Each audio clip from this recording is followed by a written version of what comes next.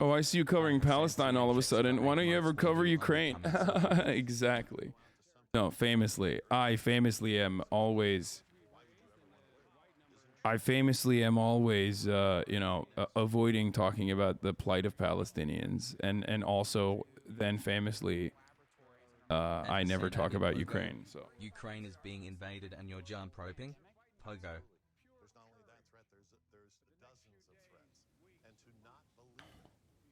anyway, does anyone have a good meme for this? Okay. 16 deep still no brain rot. They think the China virus was a Chinese bioweapon, but they also simultaneously hold the same belief. Damn. Okay, LA Times writing a fucking article. Look at that. Journalists reporting in Russia's invasion of Ukraine could not help but contrast the military strikes, the recent conflicts in Afghanistan, but a painful double standard quickly emerges inside those comparisons.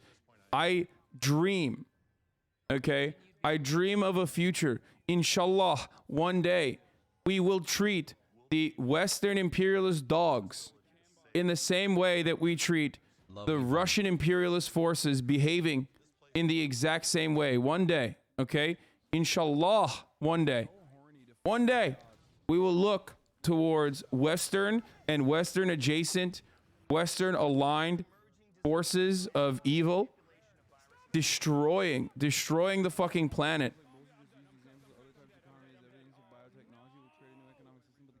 Can you imagine a world in which we like have these fucking, unilateral sanctions on the United States of America for invading fucking Iraq, invading Afghanistan, which was unacceptable, invading Vietnam, so many countries.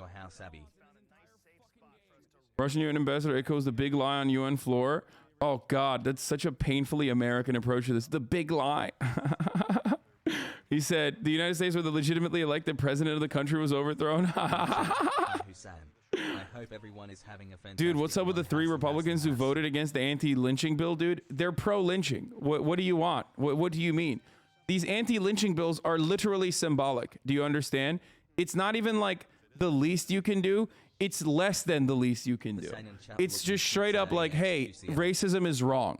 Okay? It's like saying, hey, racism is fucking wrong. And these guys were like, no, actually it's right. So that's what it is. Okay?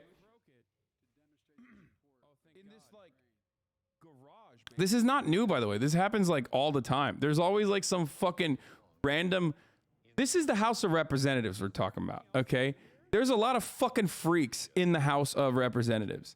Like Marjorie Titan Green is in the House of Representatives. Lauren Boebert is in the House of Representatives.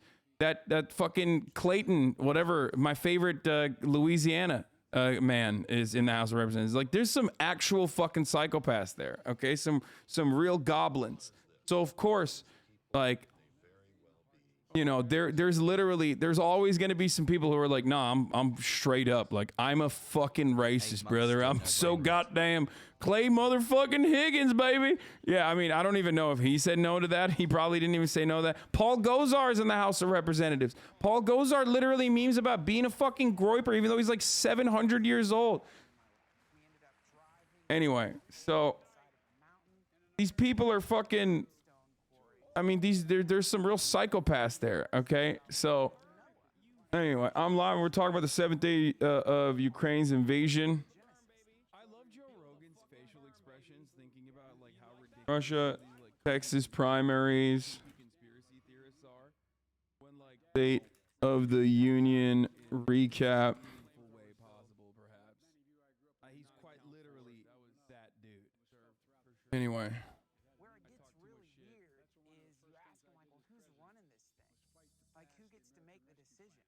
Santos yells at high schoolers to take their masks off. Fuck yeah, dude.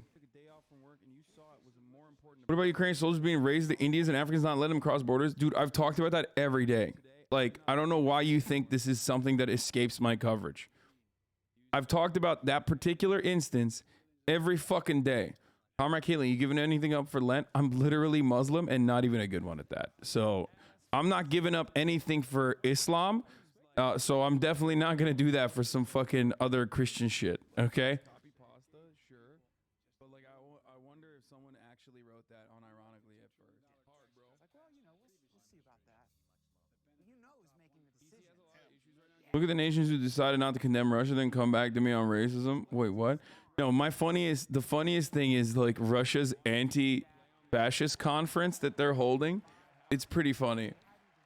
It's really good. The countries that are involved in Russia's anti-fascist conference are fucking hilarious, dude. Like, you would at least expect them to add, like, I don't know, symbolically Cuba, Venezuela, something like that. You know what I mean? Venezuela would still be spicy. They were like, nah, we're doing UAE, Saudi Arabia, India. It's like it's like the one country missing from that equation is Israel. Like, they're literally, they straight up, it's so funny.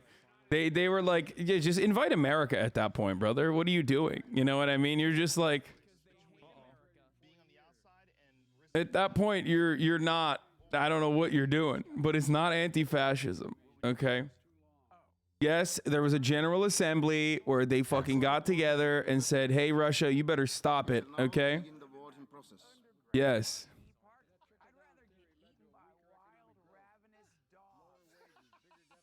Assembly, vote, and more, also matching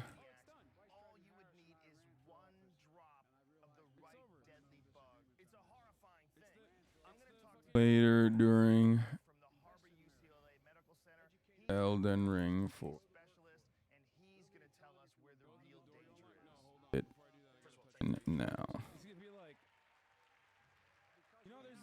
Okay.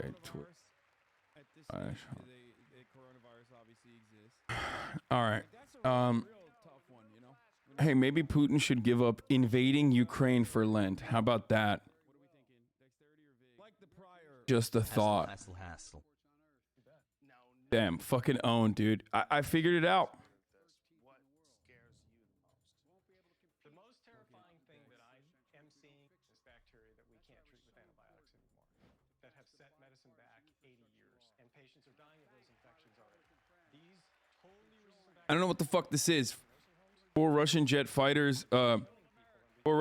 jets have violated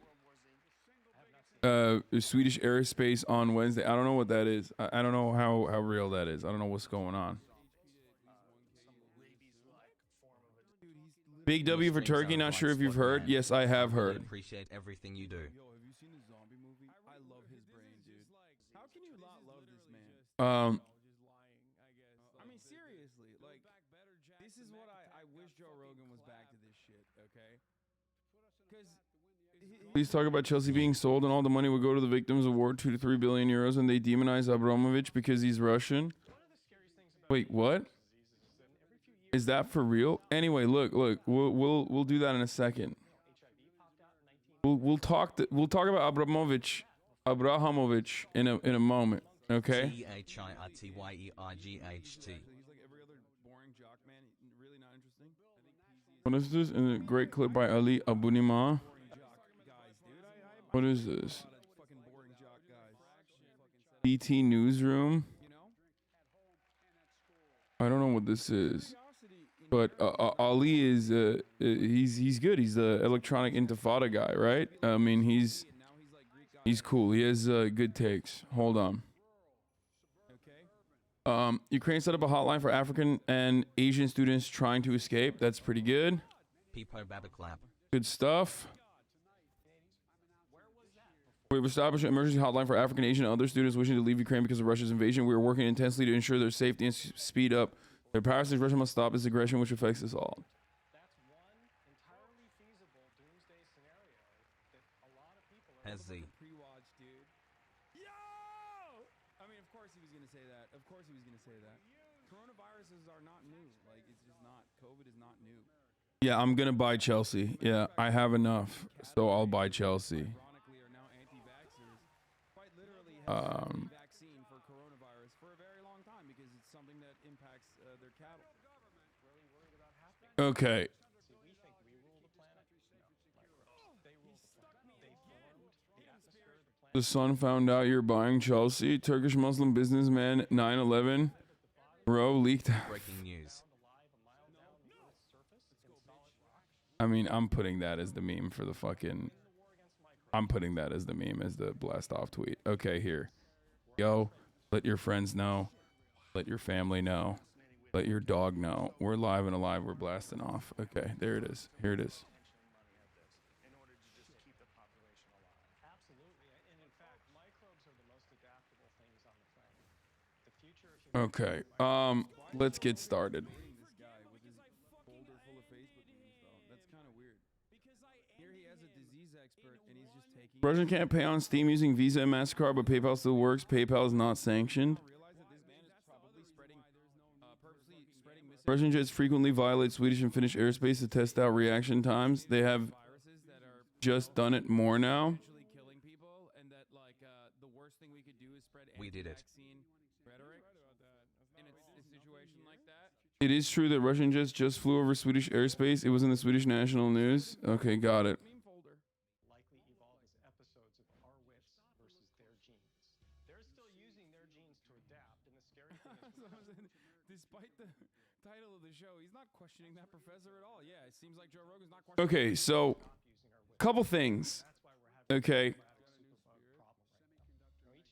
I've talked about sanctions already. New York Times did like a broad coverage over how they were able to put these sanctions together. They were celebrating the one guy who was like facilitating the sanctions behind the scenes. And as always, I am somewhat conflicted because my position on sanctions are that they are a declaration of war for the most part. And oftentimes they are sanctions, are put forward towards countries that cannot fight back, that don't even deserve it in any meaningful capacity, whereas Russia does. Not Russia, the entire country, but like Vladimir Putin does deserve some kind of counter, some kind of stress. But the issue is when you implement sanctions on countries that are big enough to be able to, do something deserving of sanctions, well, then those sanctions don't actually impact the people that you're trying to hurt, but instead just the population.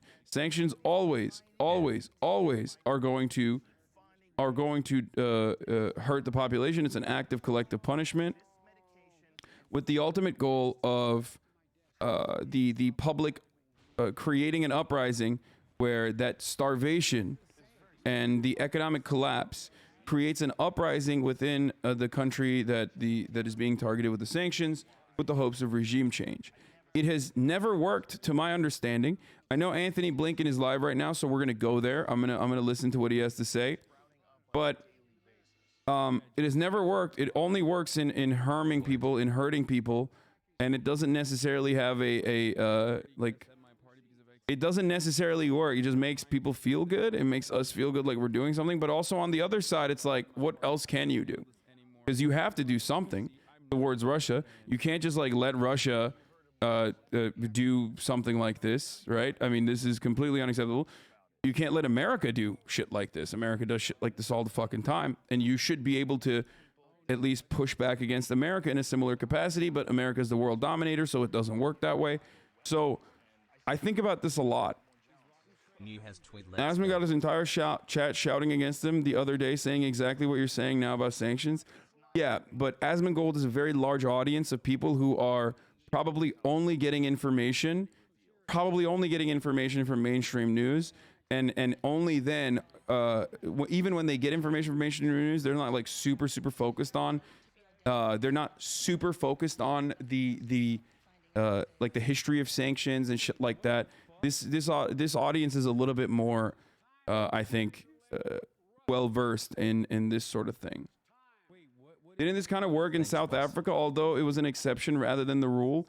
Yes, but that was domestic disputes, and also South Africa was aligned with the rest of the world, right? And there was already like internally revolutionary forces working within South Africa doing literally acts of what America and other nations would consider acts of terror. That's why I say like sanctions between like the EU against the United States, or sanctions from the United States to Saudi Arabia or Israel would be effective. Sanctions from the United States to a foreign adversary that has already fucking created a war coffer specifically for a war chest specifically for this exact instance is not going to work in a similar capacity, I think. Peepo Baba. There's a reason why Amnesty International is against boycott. Sanctions will only hurt regular citizens. But also at the same time, what the fuck are you supposed to do? What is anyone supposed to do in this situation? Do you just like let Russia take over Ukraine? You let Russia bomb Ukraine? You let Russia just decide like this is mine now? You can't. You can't do that. So it's a weird state of helplessness that people feel, but I do feel horrible, absolutely horrible about the actions. I mean, these sanctions and the consequences of these sanctions that the Russian people are fucking feeling when they have no say. A world in which like the American government's unjustifiable acts of war in Iraq, in Afghanistan, in Vietnam, in numerous parts of the fucking planet would starve out large swaths of the American population. I mean, it's like, it's unimaginable in a way. You know what I mean? It's just unimaginable because we are the world superpower, but like if America was sanctioned in a similar capacity, like what the fuck? How would you feel about it? It is still collective punishment. But there's really nothing you can do. When a large enough country is engaging in this, there's quite literally nothing else you can do because Russia is a nuclear superpower and they're going to do whatever they're going to do. Now, there's a better way to deal with this, and the better way to deal with this, of course, revolves around not letting it get to the sanctions. Okay? Fuck. Not letting it get to the sanctions, and you know, immediately pushing for diplomacy. Wait, what the fuck? Why is this not working? 11 months hassle. What the Yo, the New York Times is getting more aggressive. That's a big paywall. That's a strong paywall, baby. We need to put sanctions on the New York Times right now. 3 months of schizo streams. Oh, it worked. Never mind. Ad block worked, baby. Ad block worked. We're good. Ad block wasn't on. That was what I fucked up with. Okay. This website seems incredibly suspicious.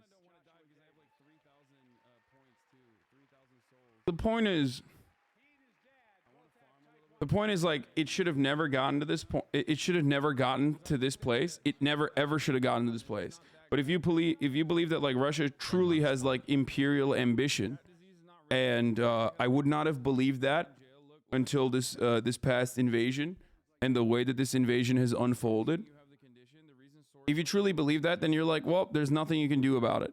But even if there's nothing you can do about Russia's imperial ambition, offering them concessions and then seeing what they're going to do is not harmful, you know?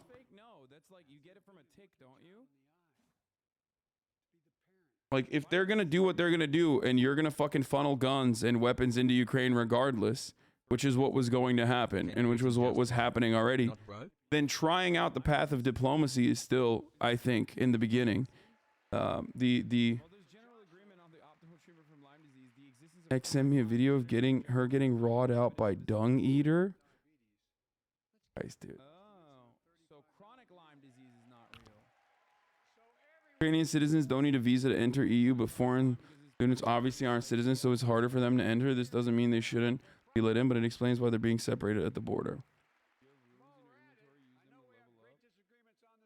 Yeah, that's bullshit.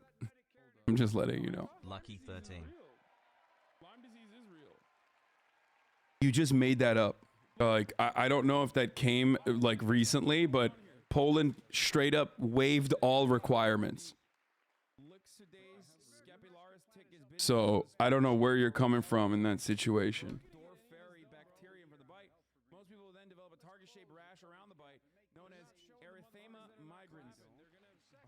Poland immediately said they're waiving all requirements for refugees.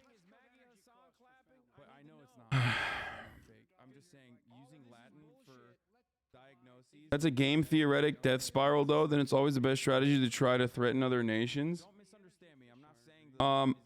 Not necessarily, because it's a gamble. It's a gamble in this way. If Russia's true goal is to get concessions from the international community about Ukraine's, about Ukraine's involvement in NATO, then they stop. If they don't, then they were never going to anyway, and everyone has the same moral clarity that they already had. Okay? Anyway, let's get to the State Department debriefing. I want to hear what Blinken has to say. We're delivering a blow to its economy and military that will be felt not just now, but for years to come. President Putin may have assumed that the United States and our allies were bluffing when we warned of massive, unprecedented consequences. But, as President Biden likes to say, big nations can't bluff. The United States doesn't bluff, and President Putin has gravely miscalculated. As President Biden made clear last night, this is President Putin's war. This isn't the Russian people's war. Where's the video coming from? It's becoming clearer by the day that the Russian people oppose it. Members of the Russian military oppose it and had no idea. Dog, the people fucking opposed it before the sanctions, by the way. It's not like the people were like, oh man, these sanctions are really hurting us. Now we oppose it. If anything, there's like another blowback effect of like the Russian people seeing sanctions as a fucking attack from the rest of the world against them, and then feeling more, I don't know, feeling more like they have to align with the Russian government. You know what I mean? I don't know. I totally see both sides of this argument, because like, what are you supposed to do? There's nothing else you can do in this situation. But it just, I can't stop and feel fucking terrible for this gigantic nation of people who do not deserve the sanctions and do not deserve to be fucking, have their lives destroyed as a consequence of their fucking violent, bloodthirsty, autocratic piece of shit, kleptocrat, government. If anything, sanctions are, in my opinion, if you're going to weaponize sanctions against a country like Russia, it should come with a time limit. I've been thinking about this for a while. Sanctions are really, really hard to restore too. Like once sanctions start rolling, it's really, really hard to repair those economic relationships, right? So what sanctions should come along with is a opportunity for an opportunity for peace negotiations at the tail end of it. You know what I mean? Once you start seeing the hurt, but even then it's like, well, then you can gear up against sanctions all you want. Let's pretend Putin's approval rate is not consistently high. Dude, who gives a fuck? You might have voted for Brandon, but you probably don't like that he's, selling weapons to fucking Yemen. America does what Russia could dream of doing to its own backyard on a daily basis all around the world. There are a million things that every fucking person in Yemen could come and murder you over in a justifiable act of violence that America engages in. But the reason why we don't think about it that same way is because you live here in the imperial core and you don't give a fuck. That's the only difference. You never hear about it, you don't care about it, and the media trains you to not feel about it or feel like it's justified. Okay?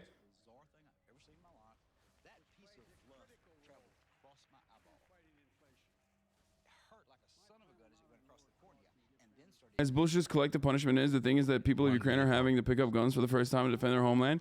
Yeah, no, absolutely. So I do understand. It's like, what are you supposed to do? What the fuck are you supposed to do? When a gigantic power, a gigantic superpower decides to do America things, and it's not America, what is the rest of the planet supposed to do?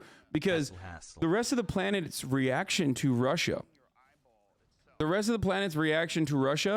is something that I wish we had towards America. You know what I mean? You understand what I'm saying? Like the rest of the planet's like unified reaction towards Russia's actions in Ukraine. I wish we felt that way together towards American imperialism as well. NATO territory. Because it is justified to feel that way against Russia, for sure. Finally, I want to note the consequential and historic vote that just took place in the Almost United 1 year, Nations. baby hassle. 141 member states voted in favor of a resolution reaffirming Ukraine's sovereignty and territorial integrity and condemning Russia's invasion of another member state. As this vote revealed, the overwhelming majority of the international community stands in strong support of the core principles of the United Nations and upholding the UN Charter, and stands against Russia's reckless attempts to change the borders of another sovereign country by force to replace its will for the will of the Ukrainian people. As 141 member states of the United Nations know, more is at stake even than the conflict in Ukraine itself and the freedom and security of Ukraine and its people. It is This not is the a same threat thing. to America stability doesn't in attack Europe in the scope of taking and over to the- land. Yeah, when they fucking parse through Iraqi territory to make sure that all the natural resources were divvied up amongst Western, oil extractors, that was actually not about taking over land. You're so fucking good at this, dude. When we still have forces in Syria literally defending parts of the country that are parts of the country that actually do have oil, as Trump also said, that's not to it is not to take over territory. How's Puerto Rico doing? How's Hawaii doing? How's parts of Mexico, parts of America now doing? Like, we've literally, American history is built upon imperial ambitions. Like, come on, dude. That's fucking crazy. Because I'm talking about something different right now before we get into the PKK, the leader of the PKK saying that they are putting support to Russia against Ukraine, okay? That's why I didn't fucking link the PKK article yet, you stupid fuck. You just want to come in here and be like, oh, PKK. I know, okay? I saw. Shut the fuck up, bitch.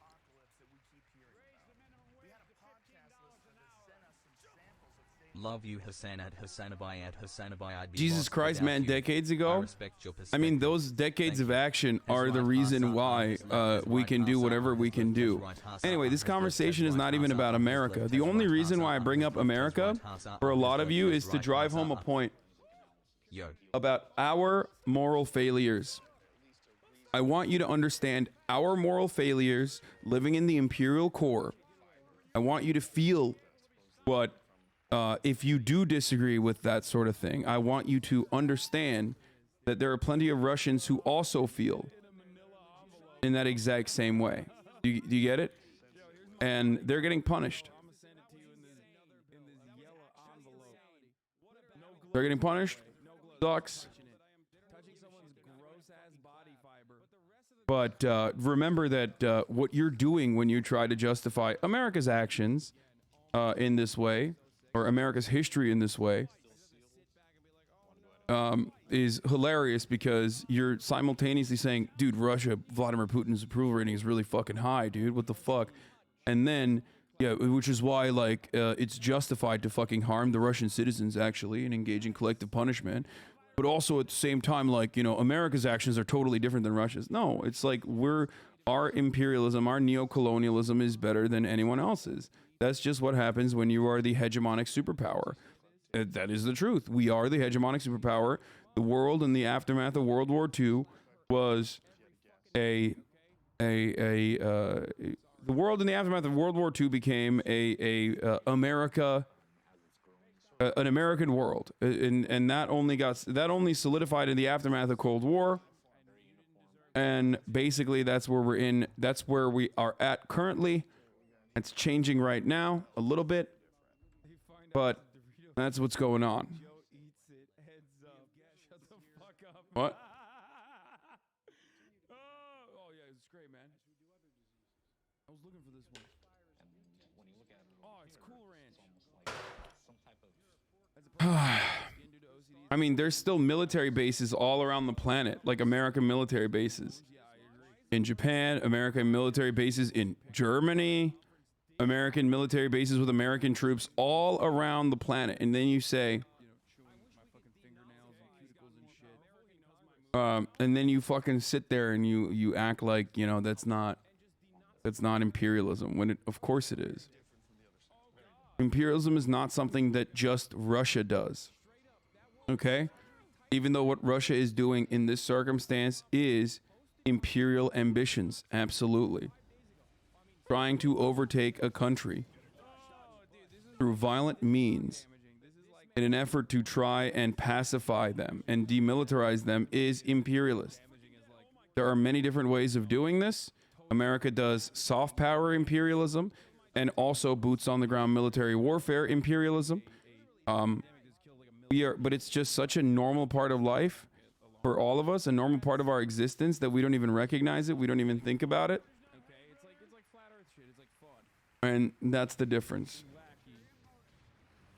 The approval ratings argument for collective punishment is what al-Zawahiri used to justify 9/11. Let that sink in. Yeah, I mean, dude, I've brought that up before. Like people that say there are no more innocent neutral Russians anymore. That say, okay, well, we fucking invaded Iraq. George W. Bush's approval rating in the aftermath of 9/11 was like 94%.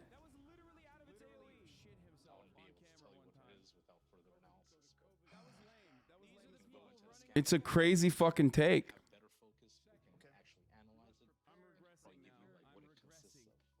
Why are we talking about America? We know they suck. This is about Russia. Because this is a largely Western audience. And in a largely Western audience, we already know that fucking Russia is bad. Okay, we've already covered that stuff, you know, over and over and over again for the past like 7 days, especially. There has been a like 12-hour Russia bad stream going on. And we need to move beyond just that. Obviously, that fact still remains. So the West did bad shit and Russia's doing bad shit. Move on? No. Absolutely not. And the reason why, so you have covered that USA is bad for 4 years? Exactly. So why are you fucking upset that I'm continuing to cover that? I'm an American citizen. A lot of the people in here are also American citizens. When you're an American citizen, you theoretically have more to do with your country, with your own country, than even Russians do with Russia, with what happens in the Russian government. Okay? So, of course, I'm still going to bring up American atrocities and acts of war, especially because I want you to understand that the way that you fucking feel about Russia right now, the way that you feel about Russia right now, because of Russian imperialism, Russian imperial ambitions, Russian actions in Ukraine, is exactly almost a one-to-one fucking comparison to the way you should be able to feel about American acts of imperialism as well.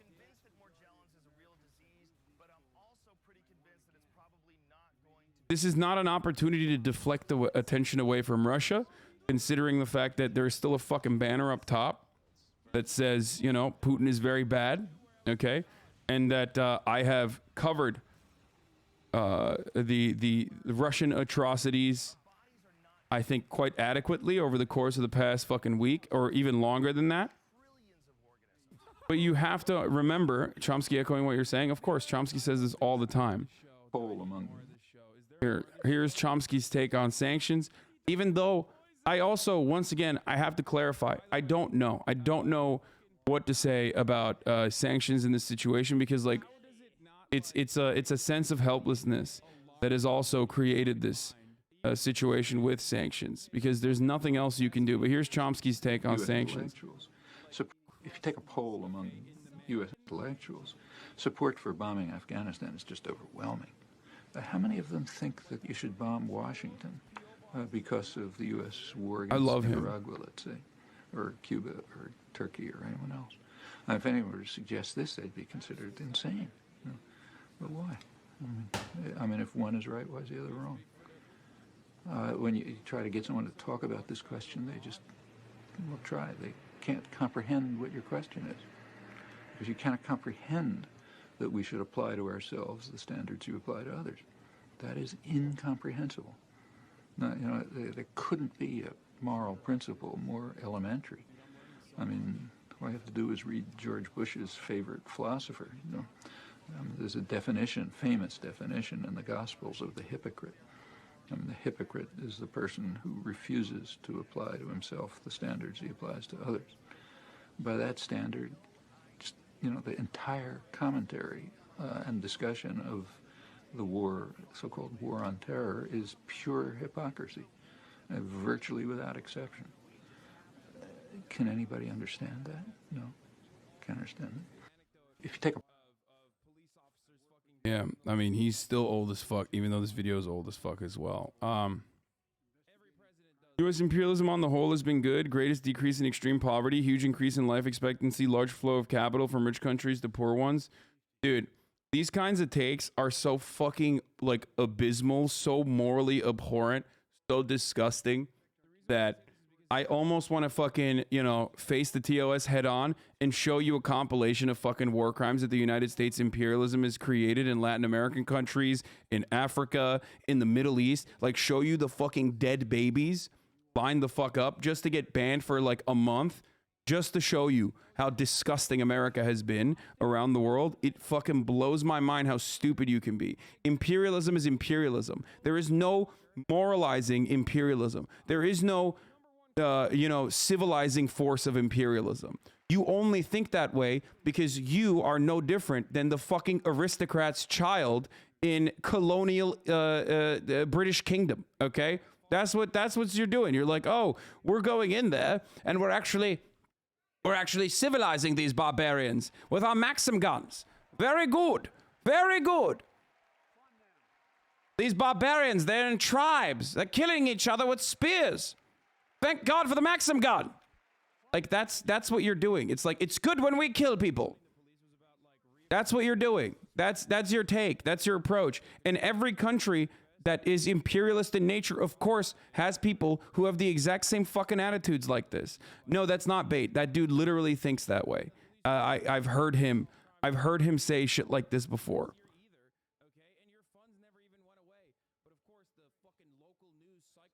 Like, despite Vietnam's current approval rating of the United States of America, there are still children being born with like disabilities as a consequence of the war crimes that we had.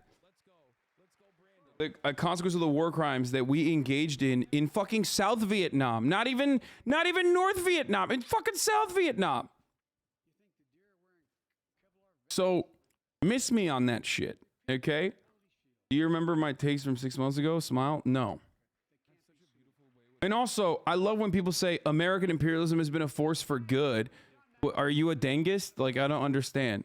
Like, oh, we've eradicated global poverty? Really? Take China out of that equation. See how much we've eradicated global poverty. You know what I mean? Motherfuckers be like, American imperialism, great. And then literally talk about China single-handedly eradicating global poverty, extreme poverty in the global scale. And act like that was America's doing. It's always America, dude, right?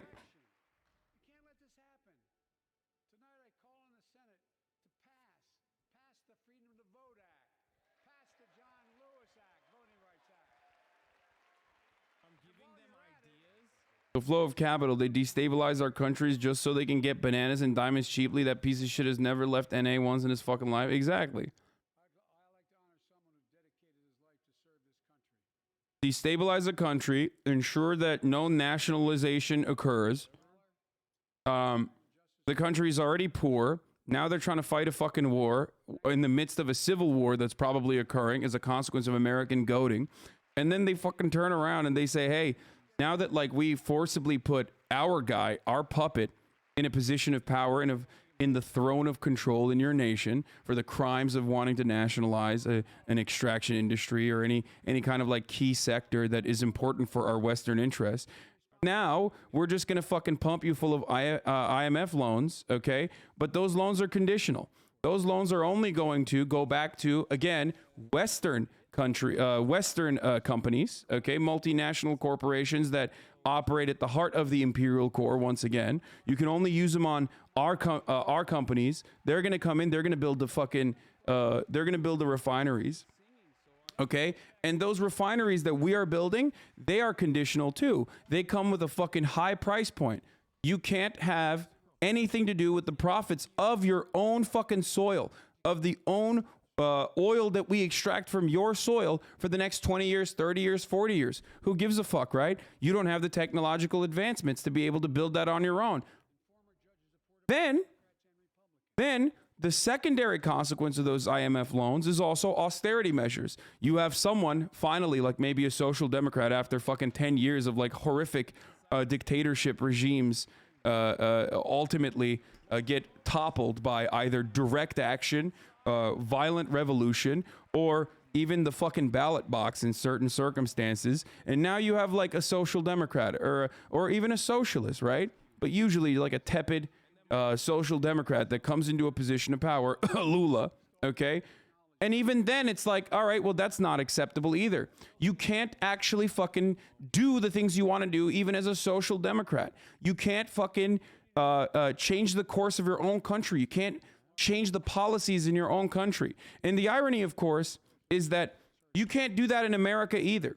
If you wanted to, for example, in the United States of America, have Bernie Sanders become the president and implement healthcare, universal healthcare coverage for all Americans, right? An incredibly popular provision. You can't do that because the same corporate oligarchs that make sure that you can't, implement social safety nets in the countries, in South American countries, are also here saying, no, fuck no, we're not going to do that because we own the Democratic Party and we own the Republican Party and it doesn't fucking matter. It's the same exact corporate oligarchs that are controlling the United States of America. They're the same exact corporate oligarchs that end up controlling South American countries and utilize the State Department and the American government and our foreign policy as a weapon towards the third world, okay? Towards developing nations. We do this by way of IMF loans. We do this by way of the World Bank. And then we do this by building American military bases all around the fucking world. It is ridiculous to not recognize that, even for a second, utilizing this opportunity, seeing like Russia's horrifying actions in fucking Ukraine as an opportunity to like spear dick some kind of like America maybe not so bad attitude is completely unacceptable. I will always shut that shit down. America is not a force for good on this planet, just like companies are not a force for good. Okay? Corporations do not operate at the benefit of citizens. They work for profit. Do not be a fucking fool. Just because they post like an LGBT flag or a fucking rainbow during Pride Month does not change the reality that in a heartbeat, if it were to improve their bottom lines, they would 1000% even go on and fucking fund paramilitary groups in like a South American country that is exclusively murdering gay people if it meant that like they could source palm oil a little bit easier, okay, at a better cost. We have a Supreme Court that literally said, as long as it is done by third parties, that you can do child slavery in your extraction, okay?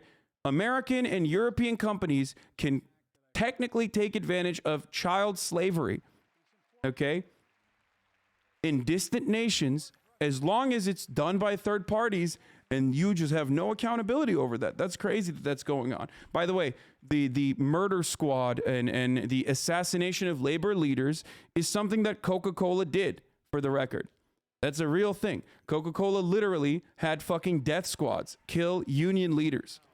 So, we don't tell me about how like there isn't a fucking direct partnership between Western capitalists and Western bourgeois capitalist nation states that operate as a violent faction, as a violent arm of American corporations.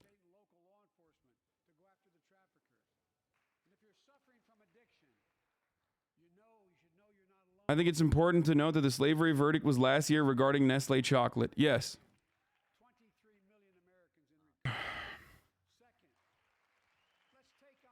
Remember when when the WTO changed the definition of poverty to $1 a day and declared poverty was over? I mean, they've done that before. They've readjusted poverty prices. Yes, that factors into it too. But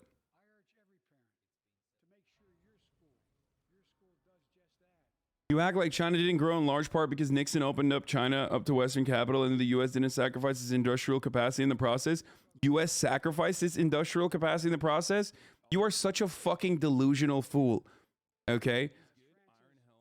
If there was one thing in that gambit, in that bargain from Deng, it was the fact that capital owners in bourgeois states would absolutely throw their own working class in a pit of fire if it meant melting them for biomatter. And he was fucking right. The U.S. sacrifices industrial capacity, is doing a lot of the fucking carrying there. No, that's not what happened. American corporations wanted to take advantage of the near slave labor wages that China was offering because they had a lot of people and they were willing to fucking throw their industrial capacity at the problem. It made it so that it was cheaper to manufacture goods in China and then ship it back into the United States rather than manufacturing them in the United States. That kind of attitude is so incredibly reactionary that I cannot comprehend how someone who's been here for 12 months could have such a horrific worldview. A horrific anti-American worldview, by the way. You just straight up do not give a fuck about the working class, which you are probably a part of. I doubt that you are a factory owner. I doubt that you are a beneficiary of any of these like American legacy dynasty mega corporations. So that's crazy. That's incredible that you feel this way, that this is like appropriate to say. Show me the deed to the factory. You say you're a capitalism, but you never show me the deed to the factory. Okay, let me see those deeds, boys. Wild takes all around. Yeah, one day you'll fucking own. Sorry, what's wrong with his take? I just mentioned what's wrong with his take. It's not that like this was a sacrifice.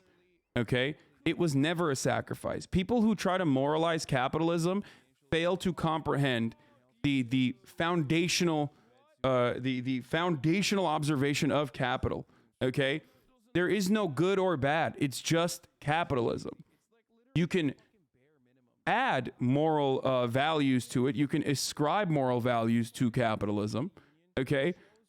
And many do, understandably, because once you move beyond like number goes up, number goes down, supply side economics, and then you recognize that there are human beings that are dying as a consequence of those numbers going up and down, all of a sudden that's an entirely different conversation. But that doesn't change the reality that corporations don't do things for the benefit of the people, okay? They do things for improving their profit margins. They do things because they want to make more money for their shareholders, okay?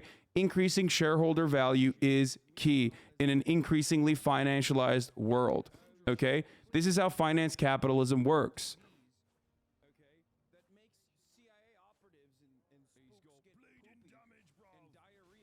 That's why it's always a laughable notion whenever people say things like, oh my God, China is stealing our IP. Oh my God, China is stealing our IP. It's like, motherfucker, you knew they were going to do that. That was the deal. You knew that they were going to do that. You didn't care. Now that they like blew up in your fucking face and actually China is prospering as a consequence of throwing their labor at the problem, recognizing that American corporations do not care about anything. That corporations do not care about anything. They just care about improving their profit margins. And there's no there's no comprehension of the working class. There's no interest in defending even the American working class. That neoliberals are going to literally fucking ship their jobs overseas for you, which will then end up destroying the American working class. That you turn around and you go, wow. That's crazy that happened. That was a big sacrifice. It was never a sacrifice. American manufacturers chopped American jobs in favor of significantly cheaper Chinese jobs so they can make significantly more profit, and the American economy moved from an industrial economy to a financialized economy. Yep.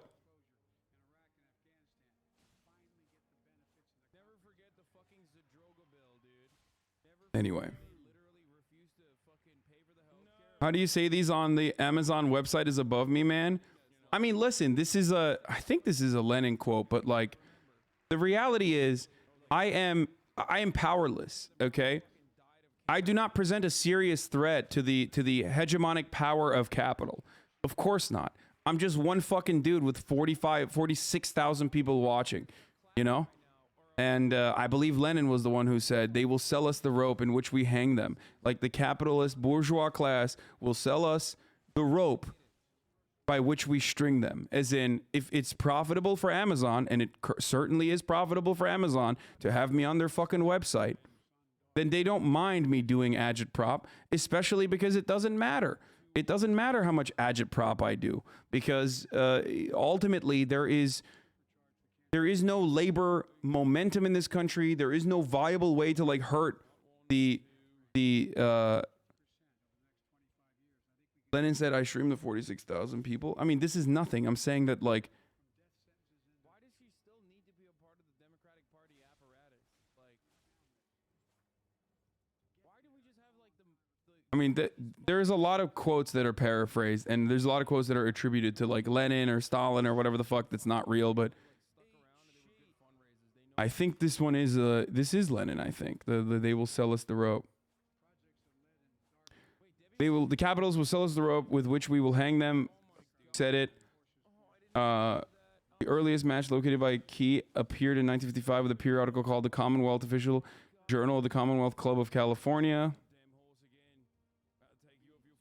Major George Racy Jordan was a U.S. military officer who became a fierce anti-communist. He said, he wrote that Lenin wrote, when it comes time to hang the capitalists, they will vie with each other for the rope contract. Wait, what? Okay, well, I don't know. It's bullshit. But the heart of, I don't know if Lenin actually said it or not, but the quote remains true regardless, which is that as long as I am profitable,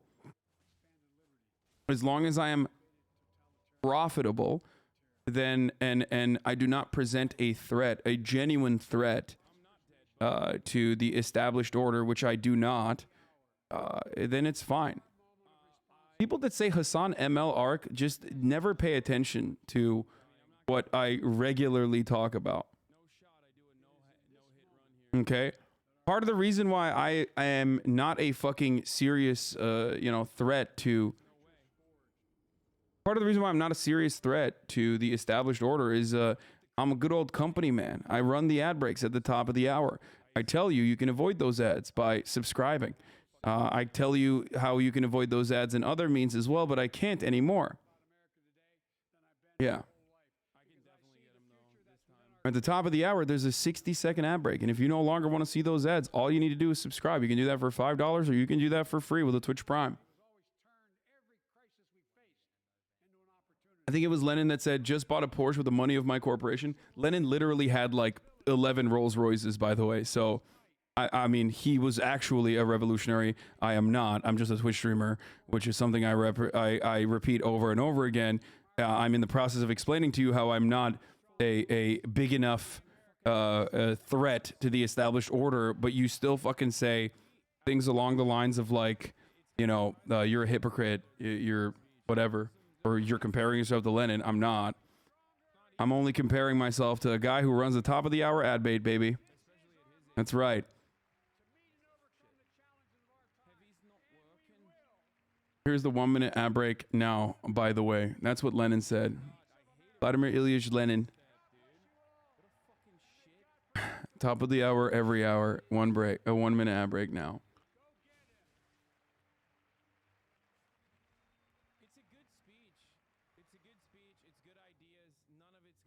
Playlist. The first video is TOS at minute 2:08. Okay, let's see what else Blinken has to say, and then we'll get to it. We can't do if we just decide to put our minds together. What the fuck is this?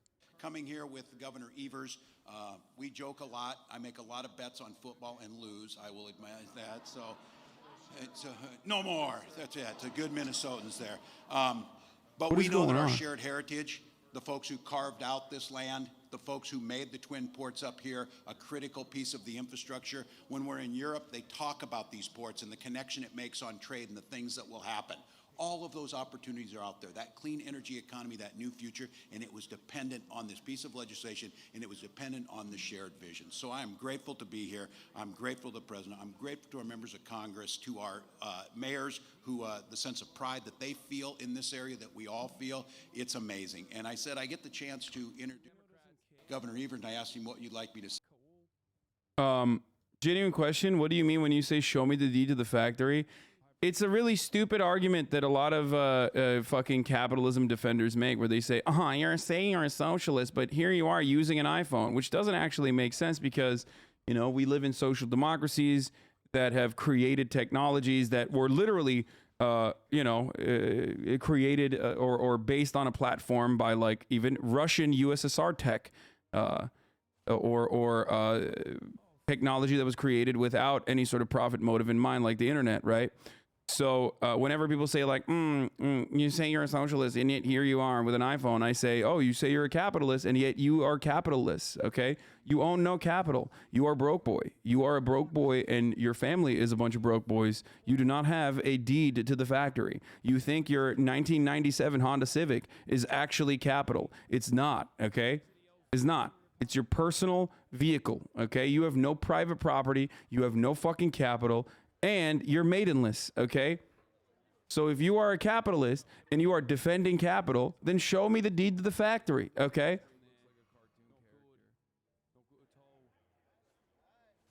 Just saying. All right, let's watch. Battle for Ukraine and that massive Russian military convoy bearing down on Kyiv, as invading troops appear to have several other cities surrounded. Senior foreign correspondent Ian Pannell is there in Kyiv with more. Bro, literally every war correspondent looks the same. I've realized this is something I noticed yesterday, but it's fucking blowing my mind how every war correspondent is exactly the same guy, but just older versions, okay? They are progressively older versions. Same hairline, same hairstyle. They're all in shape in the exact same way, okay? It's literally just the same dude, copy pasted over and over again. It's blowing my fucking mind. Yeah, Betelgeuse is like Sifu, dude. It literally is. It's just Sifu. It's just like, what happened? These guys just level up and they get older, okay? Every war they go to, they just get older, a little bit older, and that's it. It's fucking crazy. It's crazy. They are actual fucking clones. Good morning, Ian. Yeah, good morning, Robin. You're right. The battle is bearing down and the pressure is being felt by people. This is the main children's hospital. Motherfucker went on the character building part of Elden Rings and just went all lats, all in on lats, dude. What is this? Look at this. Or traps, not lats. Sorry. I always fuck that up. He just went on the slider on the traps and fucking went boop all the way to the right, dude. It's crazy. What'd she say? I also need the top of the hour ad break to come. That's right. And you Not just for the city, but for the country. They have 190 patients here. They're trying to get some of the kids out. Babies needing bone marrow transplant have been taken across to Poland, but there are kids here on dialysis who can't be moved, and everyone's worried about what happens next. This morning, Russia stepping up its offensive across Ukraine, increasingly hitting civilian targets in a campaign of terror. There's been a massive explosion at an airbase outside Kharkiv. There's also an elementary school nearby. Overnight, a Russian cruise missile hitting a residential area in Zhytomyr, west of the capital. Emergency workers scrambling to save people amid the wreckage of people's homes and a local hospital. At least 4 people were killed.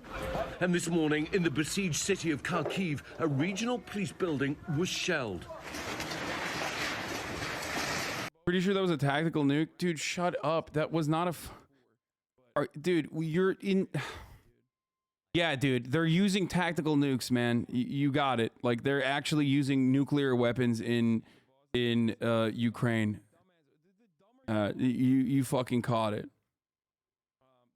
You're getting trolled? No, Shacklone is like literally just fucking brain broken and has been saying every time he sees like a big boom, he's like, well, that explosion looked pretty massive. Dude, no. Here in the capital, videos posted to social media capturing the moment a missile struck. Also, Shacklone, you got banned from League, okay? Just, you know. Don't make me repeat that over and over again. Every time you say some dumb shit in this chat, I'm gonna literally fucking just remind everyone that you got banned from League. The city's main TV and radio tower.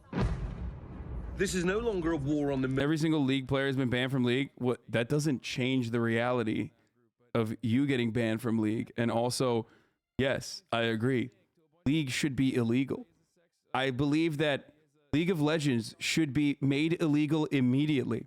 People who play League of Legends at the professional level especially should be tried in the International Criminal Court. Okay? There's something wrong with you for wanting to play something so awful. Okay? So awful for your well-being, for your mental health, for your brain. You guys are capable of endless amounts of violent and torment. Okay? If you can torment yourself that way, in that incredibly toxic cesspool of an environment, then God knows what you'll do to others, okay? Straight up. The funniest part about it is that most league players will agree with me on this as well. It's just maybe that's the only way to stop you from playing it if we ban it, okay? Sanctioned League of Legends. Military and government of Ukraine, it's a war on the people. The strike reportedly hitting the site of the Babin Yar Holocaust Memorial, where 33,000 Jews were slaughtered by the Nazis. While speaking to reporters, this appears to be the moment President Zelensky learns of the attack. I'd like to inform that now it's bombing Babi Yar. Now Babi Yar? Babi Yar, now it's bombing. That is Russia. Later writing, what is the point of saying never again if the world stays silent when a bomb drops on the same site? And to the east, video posted by the Ukrainian parliament showing a massive explosion hitting a government building. The region's governor telling me Putin is now targeting civilians, accusing him of war crimes. But there is resistance here, and it's growing. In the southern city of Melitopol, locals dared defy Russian forces, trying to block their advance with their own bodies. Social media video showing protesters refusing to... Back in 2015, the media called the Babin Yar Memorial Russian propaganda. What do you mean? I don't even know what that is. What are you talking about? Like, what do people think is gonna happen when you fucking... There's something really strange about Western media that, like, recognizes war and collateral damage when it's America fucking bombing shit indiscriminately or trying to do precise strikes, precision targets, and then failing to do so because that is the nature of war. But then it's like they bring it up as a justification, like as though they fucking personally bombed Babin Yar on purpose. Like they did it on purpose. It's fucking awful, okay? It's of course it's awful. Russia is invading a fucking country that does not deserve this kind of violence. Precisely striking incorrect targets. No, there is no, like, of course it's war, man. They're fucking blowing shit up. And of course part of that is going to be, wait, oh dude. Are you serious? What the fuck?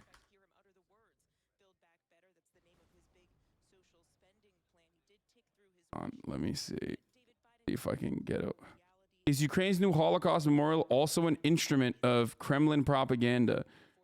What? On a breezy afternoon last spring, the Russian millionaire Mikhail Friedman took me over to... No, I don't think you understand what this article is saying. I think this article is saying, like...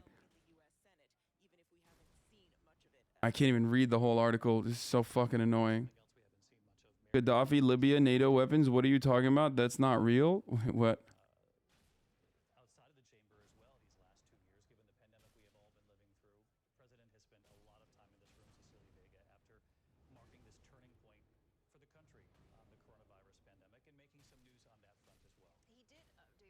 They 100% did this on purpose. You're giving them the same benefit of the doubt you're upset about. Dude, you know what they did on purpose? Invade Ukraine. That's it. Okay? That is the unjustifiable act. Plenty of people are fucking dying already.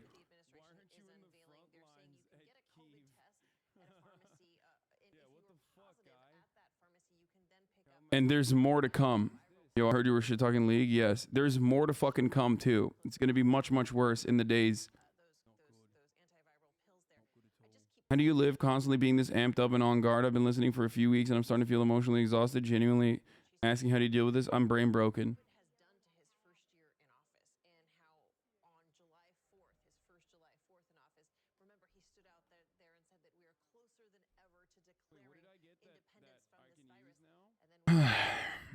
Russia is in the wrong in every way, shape, and form here. Okay, that's it. You invade a country, you're in the wrong. Not only do I cover Russia and Russian invasion in the same way that I cover American invasions and Western imperialist ambitions. Okay, I will use this as an opportunity to show you that you should also recognize Western imperialism and Western imperialist ambitions in the same exact capacity as you recognize what your foreign adversary, what the bad guys are doing. Okay?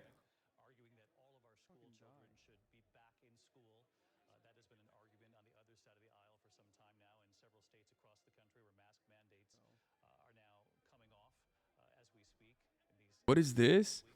What do you think best describes Russia? Communist, 42%. Socialist, 13%. Capitalist, 11%. Something else, 17%.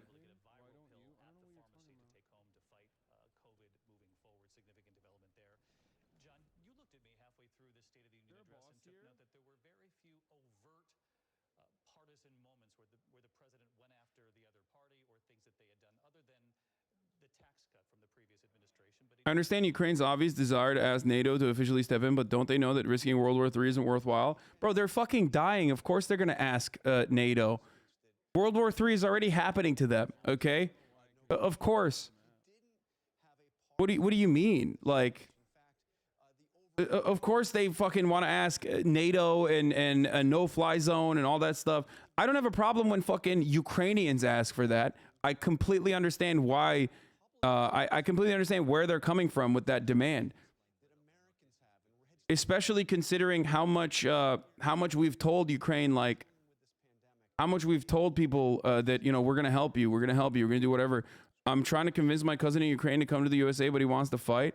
Okay, you do not want to leave. Please let us know if you change your mind. We can take care of you and your family. Many thanks. I'm very satisfied and really appreciate your suggestion. We will be together to the last, but if the situation worsens, I will send them out of the country, and my friends and I will fight for the freedom of our country. Dude, get him out, dude. Get him out, bro. That is not good.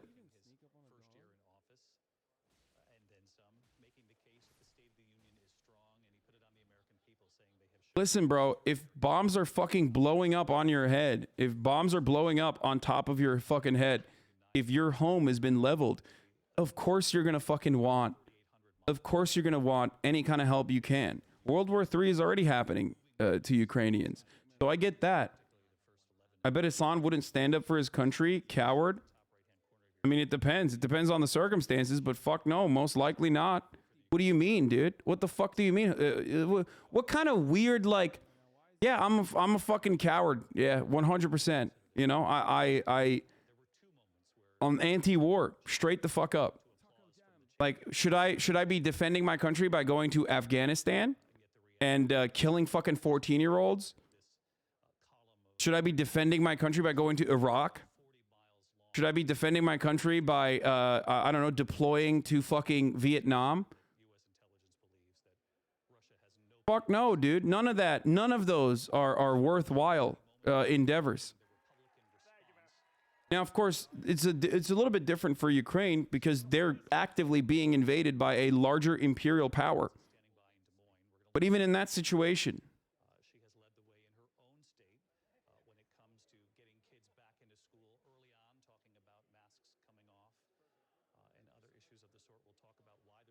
tell that you are anti-war to Putin. I mean, plenty of Russians have, and they're getting fucking brutalized for that crime that they are committing. So I don't know what you mean by that.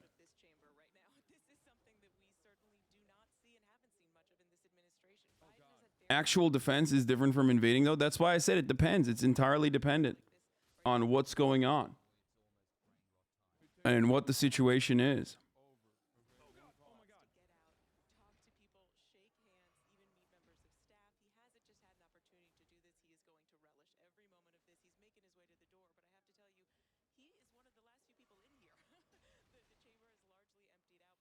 War is ultimately done for either nationalistic interests or for material interests, even though nationalism is oftentimes a tool to make it to personalize the material interest that those who truly control economies are engaging in.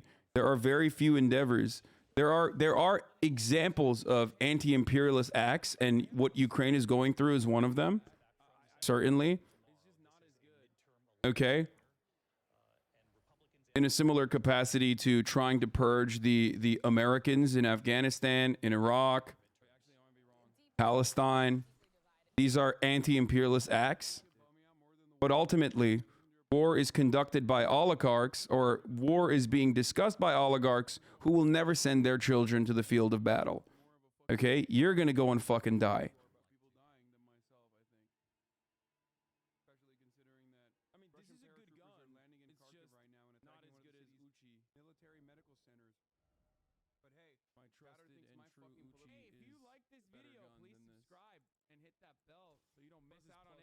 I can't read this article because it's wait, I feel like I've definitely read this dude's articles before, and they are not great, if I'm not mistaken. Simon Schuster's. I think the mentality of most people in the States that that we would all raise arms to defend our city block, our neighbors, and our community, which is what every Ukrainian has a right to do. I don't know if it's primarily fueled by patriotism as core, but it might not be for now.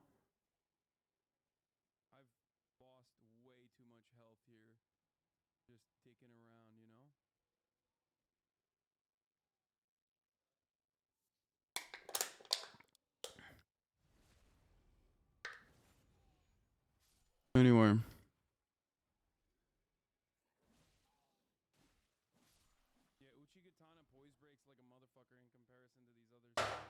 It's just a sad fucking state of affairs, dude. It's an incredibly sad state of affairs.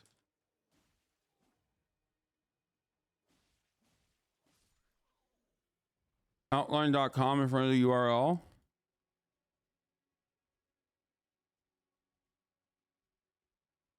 What, like that? How do you do it?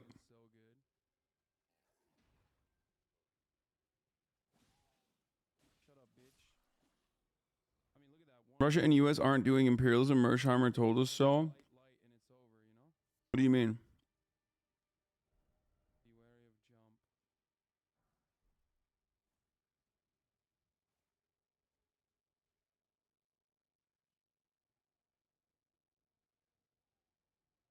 Anyway, I don't even care about this. Fucking paywall. This is disgusting. Michael McFall. There are no more innocent neutral Russians anymore. Everyone has to make a choice. Support or oppose this war. The only way to end this war is if hundreds of thousands, not thousands, protest against the senseless war. Putin can't arrest you all. I hope Visa and MasterCard CEOs feel uncomfortable about making money in Russia. While other Western firms have interrupted their businesses there, get on the right side of history. Russians need to feel the pain of their passivity in allowing Putin to continue this heinous war. Like, this dude needs to go and fight in Ukraine. Like, I would literally forcibly send, if I was the God King Emperor of the planet, I would drop this dude from an airplane into the heart of fucking Kharkiv, okay?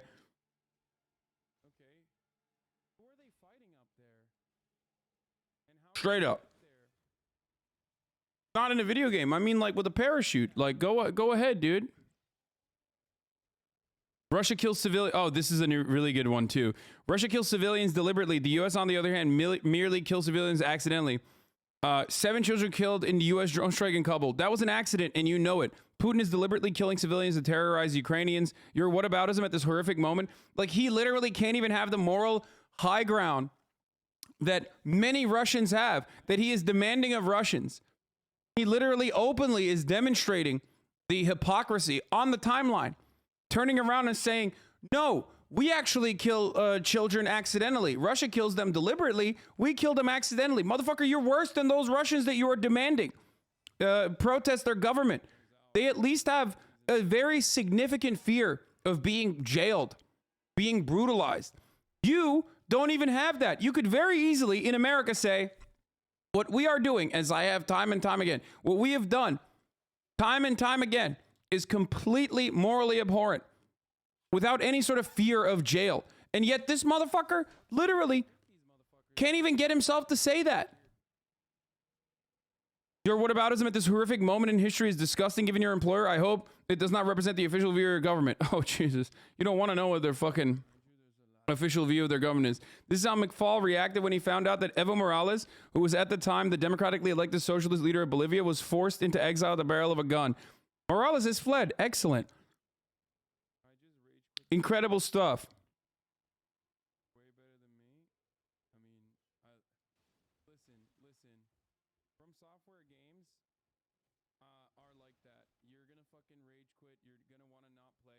Bad take. American progressives are facing an intellectual dilemma. For years, they focused on criticizing U.S. foreign policy, in part because of the anti-capitalism perspective, but also because they deliberately bought into both imperialism and American supremacy. Wait, what do you mean? What is this fucking brilliant take?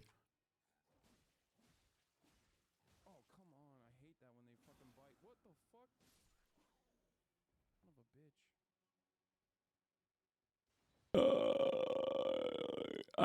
I love people that are I love the geopolitical scholar, the senior fellow at the Middle East Institute, Harvard Kennedy School alumni, talking about the American left, dude. Who funds this think tank? Let's take a look. Providing nonpartisan expert information and analysis, promoting greater understanding between the peoples of the U.S. and Middle East. Love that. War crimes are unacceptable no matter who is perpetrating them. When Russia does it, it's unacceptable. When we do it, it's also unacceptable. Okay? I have an anti-war crime position, which is weird for a lot of people, I think, because like everyone loves to take a "you're either with us or against us" attitude.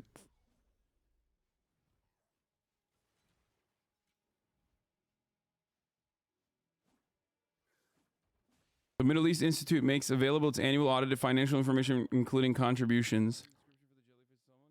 2021 contributors. Oh.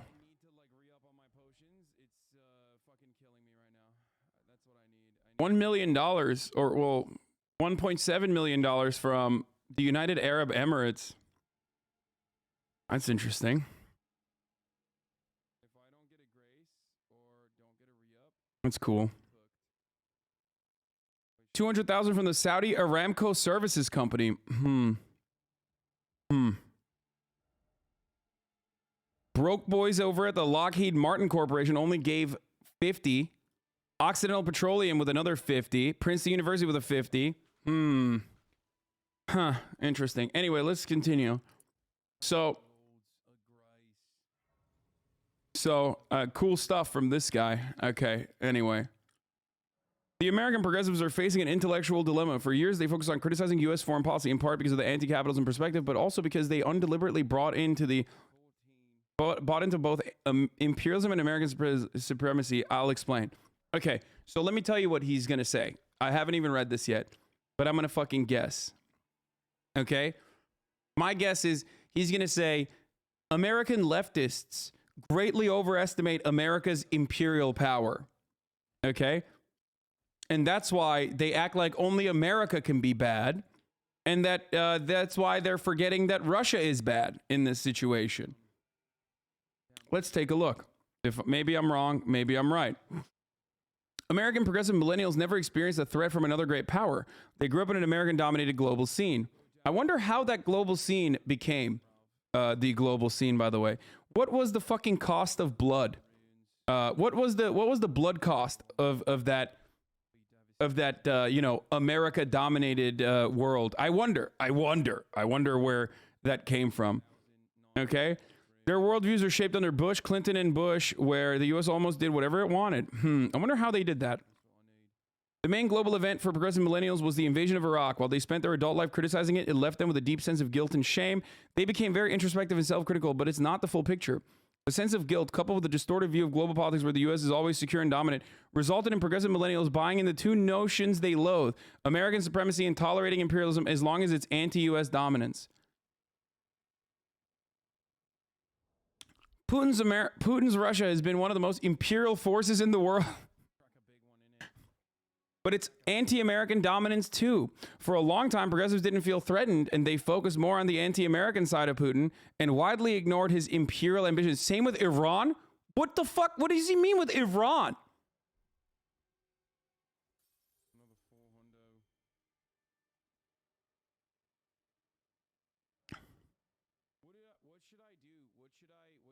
This is literally the same view as a leftist YouTube streamer. Okay, dude, don't bring shit like this up to me, please. Okay.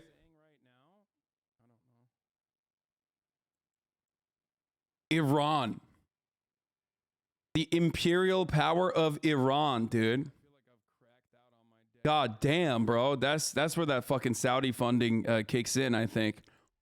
Progressive stances have been absent on big issues like the annexation of Crimea, Assad's war crimes, and Iran's interventionism.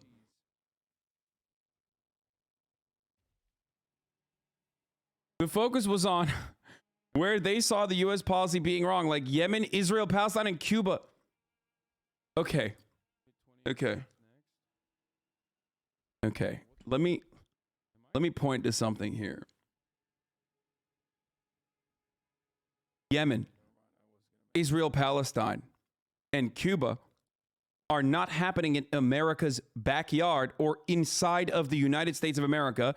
Cuba is in America's backyard, but it is a brutal and horrific fucking action that we have taken against a tiny fucking micronation, basically, and its citizens for embarrassing us when we wanted to stop a fucking communist revolution from occurring in Cuba and failed. Okay, outright fucking failed. Absolutely a pathetic, disastrous fucking course of action there. Deflecting on Iran to make people turn a blind eye to how the U.S. is supporting the most imperialist countries of the Middle East. Yeah, I mean, it's fucking wild. So what's up? Like, Iran, as a consequence of its imperial ambitions, has routinely shared intelligence with the United States of America in its efforts to defeat Al-Qaeda and ISIS too. So what happens then? Is that also imperialist ambitions when Iran wants to fucking kill America's own invention? You know, ISIS? In an effort to, you know, maintain some level of protection for Shias living in other countries as well? Insane. They ended up being where they didn't want to be, American-centered. Many progressives ignored horrible and unprecedented human suffering caused by Russia, Syria, and Iran, Syria, Yemen, Iraq, Lebanon. What? Oh my God. I'm done. I can't do that. This motherfucker's main donor is currently literally causing a genocide in Yemen. Okay, one of his biggest donors is currently doing a genocide in Yemen. They're doing this genocide in Yemen with our weapons, with our laser targeting systems, with our guns, and with our go-ahead. And this fucking piece of shit is like, Iran is doing Yemen. What the fuck, dude? Saying Iran is responsible for Yemen is like saying Ukraine is responsible for the Ukrainian invasion of Russia. Okay? What a psycho. What a sick freak. I can't read the rest of this. I'm losing my brain, the processing powers. And also, I was right, for the record. He is literally saying, everyone is so hyper-focused on American imperialism. And they forgot that, like, Russia's doing imperialism too.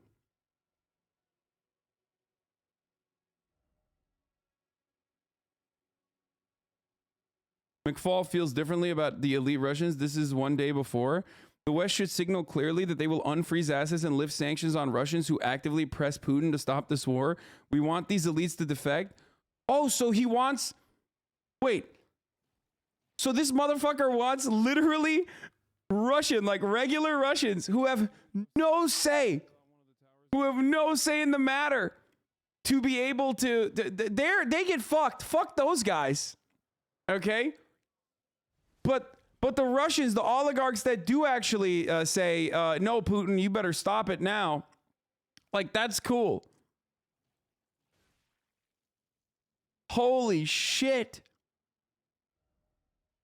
Dude, fuck this guy. What a fucking monster, dude. Anyway, look.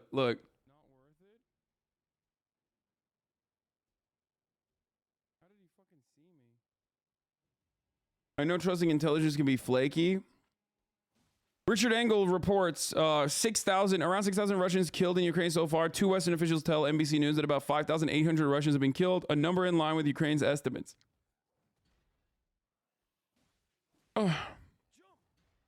Maybe. I don't know. I doubt it, but maybe it's right. I mean, even if it's fucking half that, it's still an insane number, okay? 3,000 Russians would be an insane fucking number. So, you know.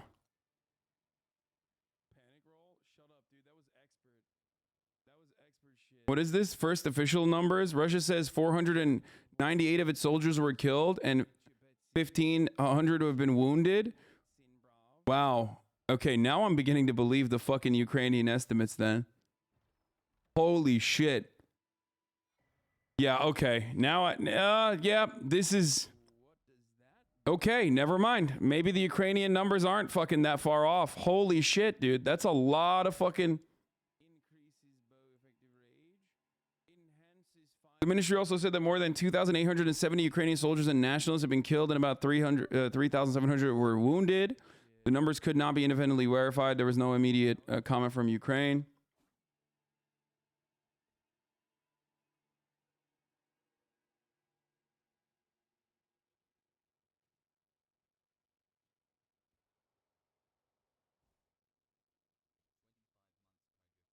Those flaming APC columns got to add up. Yeah, I mean, sure, certainly.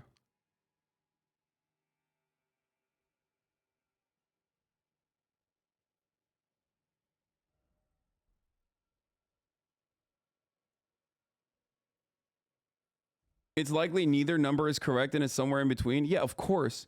Both sides are doing fucking propaganda. But this number is actually very high. That's why I'm saying, okay, never mind. Maybe it is a lot of people that are dying, like a lot more. If Russia is admitting 500 soldiers have died in Ukraine, that means like, you know, close to fucking at least like 4,000.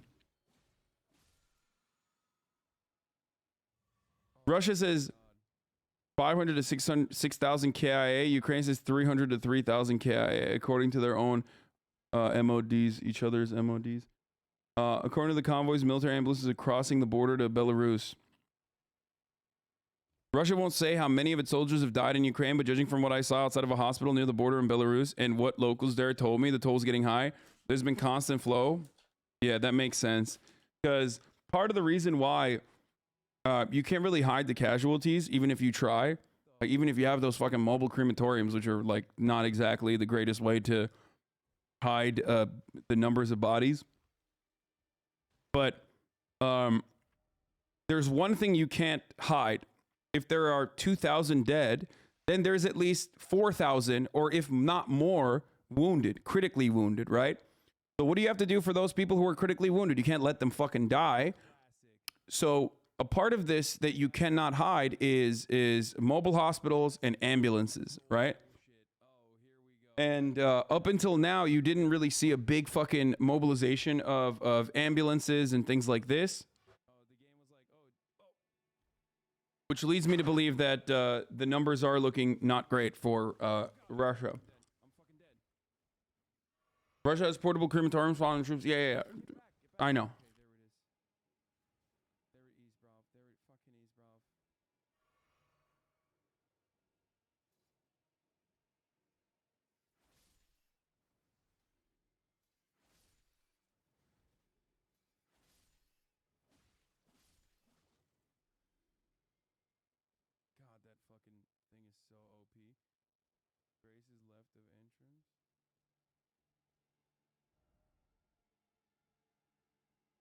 Political scientist John Mersheimer has been one of the most famous critics of American foreign policy since the end of Cold War, perhaps best known for the book he wrote with Stephen Walt, The Israel Lobby and U.S. Foreign Policy. Mersheimer is a proponent of great power politics, a school of realist international relations that assumes that in a self-interested attempt to preserve national security, states will preemptively act in anticipation of adversaries. For years, Mersheimer has argued that U.S., in pushing to expand NATO eastward and establishing friendly relations with Ukraine, has increased the likelihood of war between nuclear-armed powers and laid the groundwork for Vladimir Putin's aggressive position towards Ukraine. Indeed, in 2014, after Russia annexed Crimea, Mearsheimer wrote that the United States and its European allies share most of the responsibility for this crisis. The current invasion of Ukraine has renewed several long-standing debates about the relationship between the U.S. and Russia. Although many critics of Putin have argued that he would pursue an aggressive foreign policy in former Soviet republics regardless of Western involvement, Mearsheimer maintains his position that the U.S. is at fault for provoking him. I recently spoke with Mearsheimer by phone. During our conversation, which has been edited for length and clarity, we discussed whether the war could have been prevented. Maybe Mearsheimer is enabling Putin to act like that? Yeah, dude, totally. He's probably a Kremlin propagandist. Okay. Mearsheimer brings up a very, very simple fact, which is that the Ukrainian relationship with right-wing Hasan is so boring. Hasan still being a right-wing extreme. God, is he always so political? Cap, good one. What the fuck are these things, dude? First and foremost,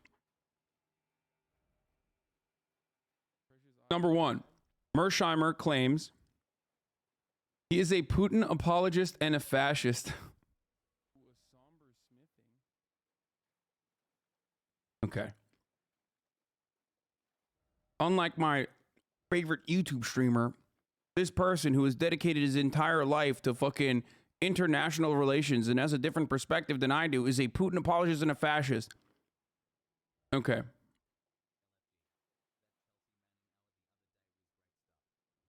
One of the things that he said, or he says, is the relationship between Ukraine and Russia in the lead up to 2014, like, and many years before, like 2010, or many years before it, had been a one that was not so tumultuous. 2008 is the point of the conflict starting for Georgia and Ukraine. And I brought this up before as well. And part of the reason why that conflict started immediately was because of George W. Bush's exit strategy, where he turned around and fucking said, yeah, I wouldn't hold up this guy as an example. John Mearsheimer endorses the Hitler apology to the Holocaust revisionist. I have no idea who the fuck this person is, but you can literally say this about Noam Chomsky as well, okay? I don't know who the fuck the person he endorsed or whatever the fuck, but there are plenty of articles written like this about Noam Chomsky as well. I'm pretty sure you wouldn't assume that Noam Chomsky is a Hitler apologist, and yet there are plenty of fucking articles about Noam Chomsky being coming to defend as a free speech absolutist, coming to defend fucking in 2011 by Jeffrey Goldberg, by the way. Oh, fucking Jeffrey Goldberg. Don't send me a fucking Atlantic article from Jeffrey MBS has never done anything wrong Goldberg, okay? These are people who are doing everything and anything they can to belittle and justify the people that have different points of view with respect to their fucking perspectives. Chomsky did not defend the Khmer Rouge. Shut the fuck up. He said God damn it. This is one of the things that I fucking absolutely despise, is that when someone is heterodox and not immediately suckling the teat of American propaganda and American imperialism, and they get something wrong, which Noam Chomsky did, okay? He did. What did he get wrong? He said, I would wait until we look at the fucking estimates of what the actual death toll was in Cambodia before believing what the fuck the American authorities are saying. Meanwhile, you never, ever in a million years would apply that same kind of standard to anyone that dare speak in line with American apologia and American propaganda. It is so deeply frustrating that you will always jump on the like any kind of fucking bad faith attack you can when it comes to people who say who have positions that you are trying to belittle without understanding where they're coming from. Why are you protecting Chomsky about this? Because Chomsky fucking admitted that he was wrong about the Khmer Rouge numbers It's literally just like it was an immediate fucking retraction that you are considering apologia for the Khmer Rouge when that's not the case at all. And the irony, of course, is that like America's dealings with the Khmer Rouge and the people that defended that at the time never ever get coverage. Okay, never. It's so fucking, it's so stupid. It's so deeply frustrating. If you are pro-America, okay, if you are pro-America, you're always in the right. Even when you're wrong, and even if you're wrong, then you're doing it as a consequence of like America's propaganda interests, which will ultimately be justifiable in the long run. And it's incredibly fucking frustrating that you will jump to anything and everything you can to belittle people like this. Okay? Our madman doctrine that led to Cambodia to have a crisis that led to the Khmer Rouge? Yeah.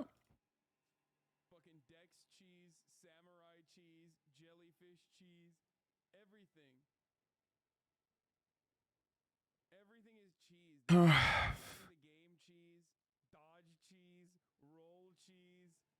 Ever since John Mersheimer and I began writing about Israel lobby, some of our critics have leveled various personal charges against us. These attacks rarely address the substance of what we wrote, but a tacit concession that both facts and logic were on our side, but instead accused us of being anti-Semites. Yeah, I mean, that's not even remotely surprising. So,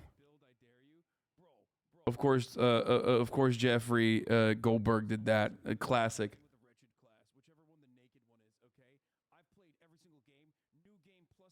The West's leftist intellectuals who traffic in genocide denial. Oh, are they?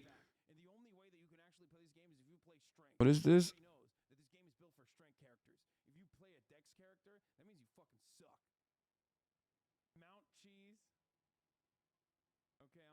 I don't even. Is this about like Chomsky again? I don't know what you're talking about.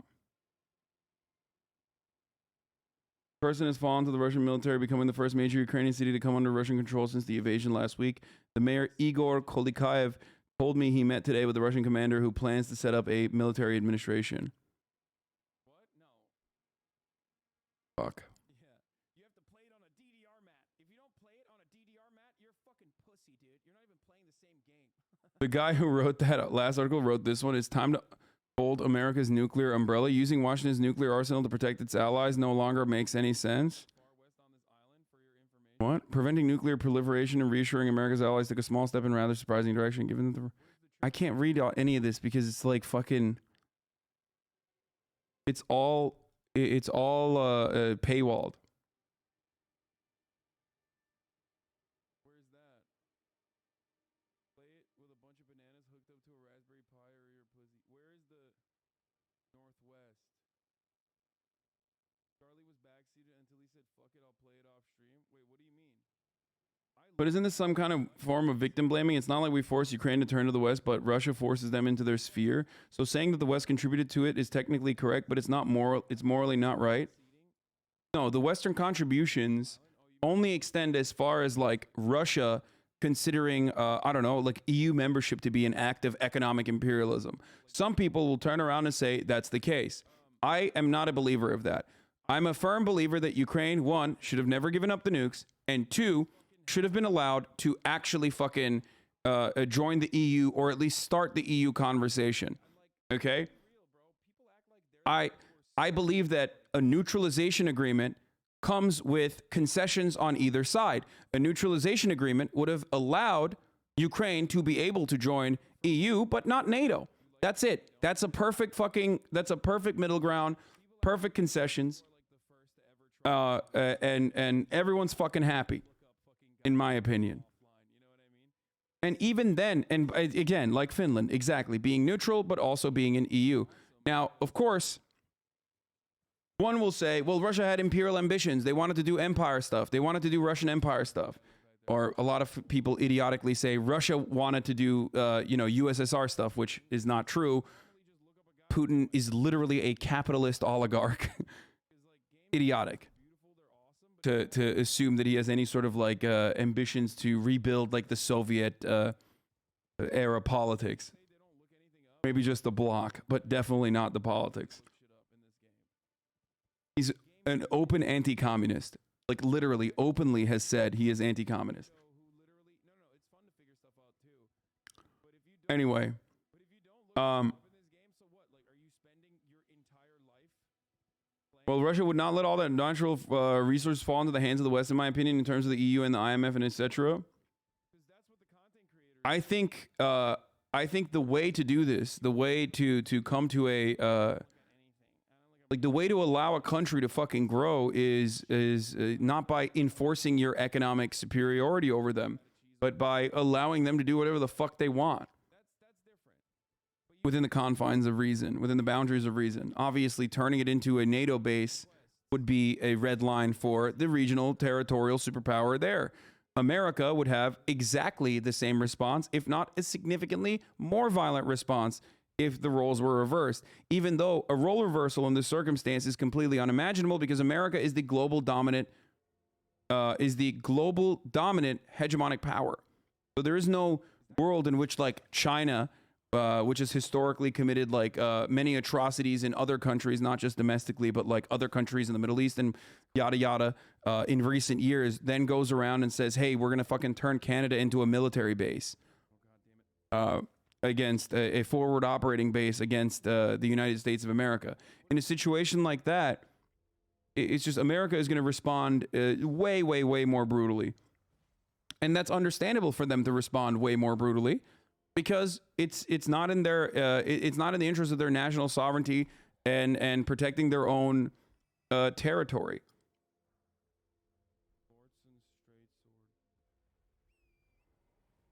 And something similar already happened. Like we have the fucking Cuban Missile Crisis. You know what I mean?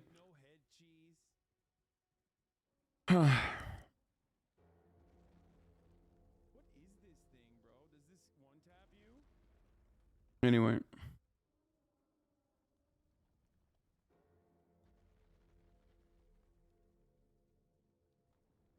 You do not pull history 100% with current situations. They won't work. Every country proxy fueling the war indirectly now, and they both cross lines indirectly to judge and say, meh. Both USSR, NATO, the big boy edition country's going to break up again ASAP. What? But Canada isn't U.S. territory? What do you mean? Ukraine isn't fucking Russia territory either. The fuck are you talking about?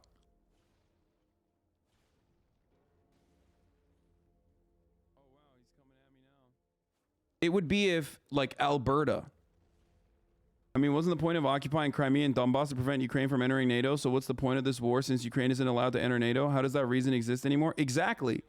Exactly. Which is, I agree with you, Warger, which is precisely why I'm saying, when you fucking invade the entirety of Ukraine, it's over. Like now, your claim that your sole ambitions were to protect Donbass or to protect like Russians living in like Eastern Ukrainian territories, and by the way, even that is on shaky ground regardless, is gone. It's thrown out the fucking window, and everything that the American intelligence has said, and everything that the Western powers have said about Russia's imperial ambitions is now justifiable. It's done. You threw that claim completely out the fucking window, in my opinion, when you invaded the rest of Ukraine. And you invaded Ukraine in general. It's done. Those Eastern Russians feel free to protecting the Kharkov bombings now? Exactly. Exactly. Which is precisely why I am 1,000,000,000% against what fucking Russia is doing. That's why. No matter which way you try to analyze the situation, there is no justification for these actions.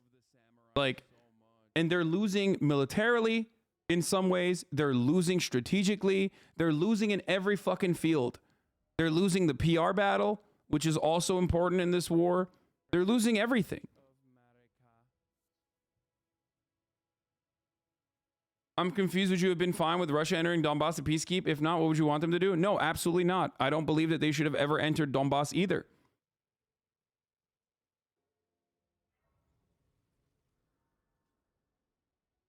Like, there's no way in which, unless you're literally living in like Luhansk or some shit, there's no fucking way you would ever think like, oh yeah, I'm still like with Russia after all this. You know what I mean?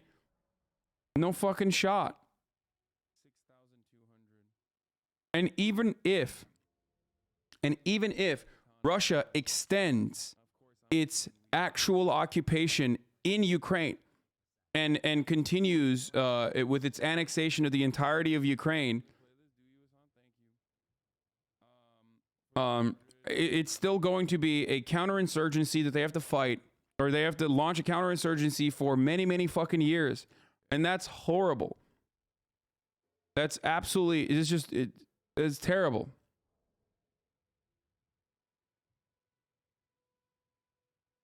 What did I say? I read the fucking said it. Watching plays more enjoyable. Watching Soulsborne play stream this. Do you, Hasan?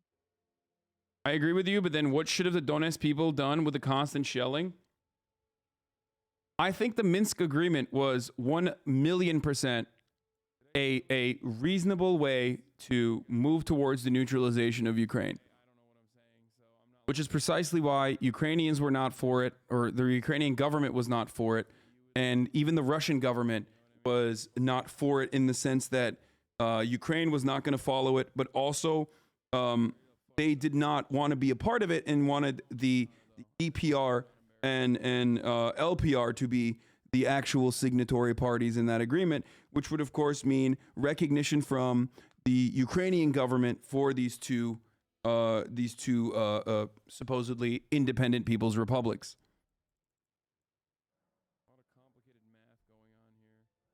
I think Ukraine blocking off water to Crimea is completely unjustifiable, completely unacceptable. But none of that still means it's justifiable for Russia to invade.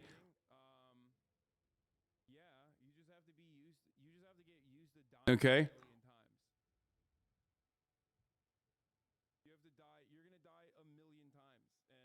Nothing that Ukraine did or could do or has done is a reasonable justification for the invasion of Ukraine. It's just completely unjustifiable, unlike the top of the hour ad break, which is justifiable only because there's a method to avoid it, which of course comes in the form of a $5 a month subscription, or if you don't have $5, comes in the form of a Twitch Prime subscription, which is free. That's right. At the top of the hour, there's a 60-second ad break, but you can avoid it if you do those things, or if you're lucky, you could also potentially get gifted a sub. Here's the 1-minute ad break now.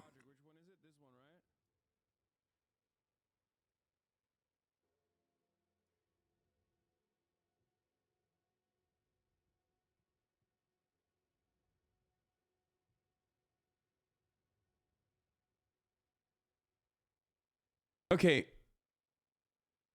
What the fuck is this?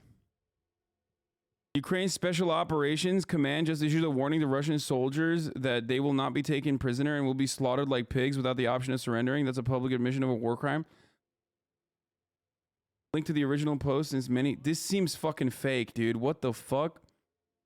The Brotherhood of the SSO of Ukraine sends their greetings to the Russian artillerymen. We congratulate you after you coward. You covered our peaceful cities, our relatives, our children, loved ones with the most severe shelling. You worms have become our #1 target.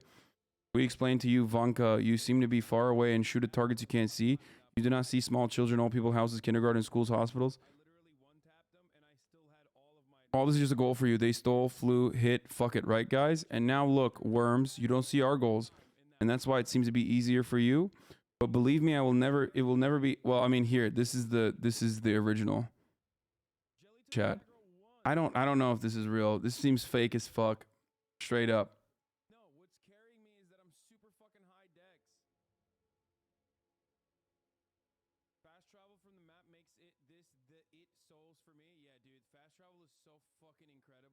Everything about this, everything about what Ukraine has done thus far, at least on the fucking PR front, maybe not so much on the ground, but at least on the fucking PR front, which this would be a PR action, has been that they are very, very kind.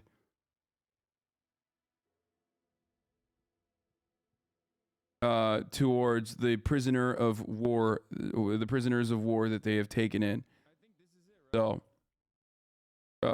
as kind as you can be. But then again, unfortunately, lead falls off late game, really. All right, get your fucking gambas in, boys. That's not a Twitter handle, chat. This is on Facebook. What, they posted a video of them dipping bullets into lard because of reports of Muslim soldiers fighting in Russia.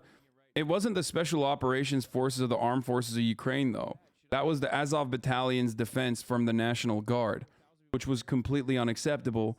But maybe it is something that they're fucking saying. But even in that respect, it's still, you know, it's completely and wholeheartedly fucking idiotic for them to say this shit. This will only increase the brutality that countless Ukrainians are going to be subjected to.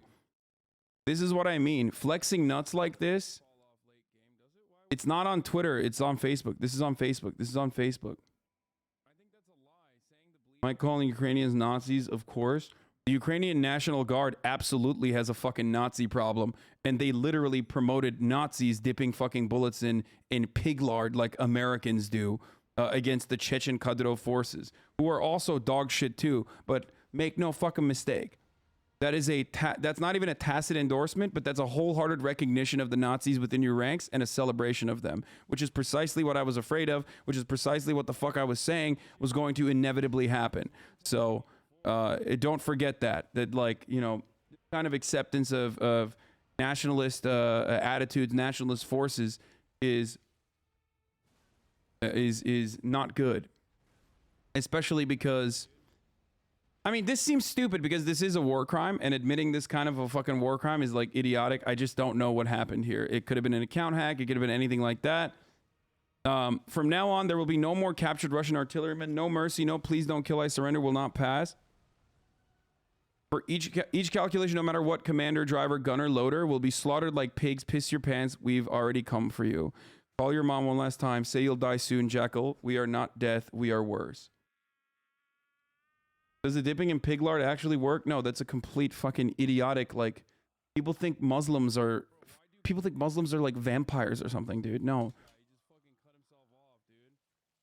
Oh, they won't go into fucking heaven because it's they've been hit by pig bullets. No, that's fucking so stupid. I'm letting this ride because it's so sick.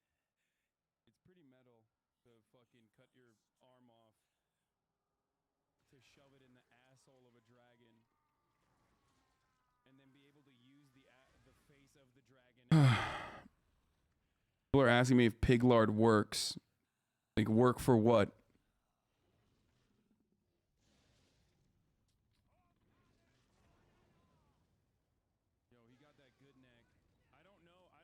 You do not to deny that a neutral Ukraine would avoid the war, but if you look at the Russian neutrals, you have Belarus and Chechnya. Isn't that condoning a country to poverty and anti-democratic regime? You okay with that? Yeah, the anti-democratic and poor nation of Finland and Sweden. You know, those are also other examples.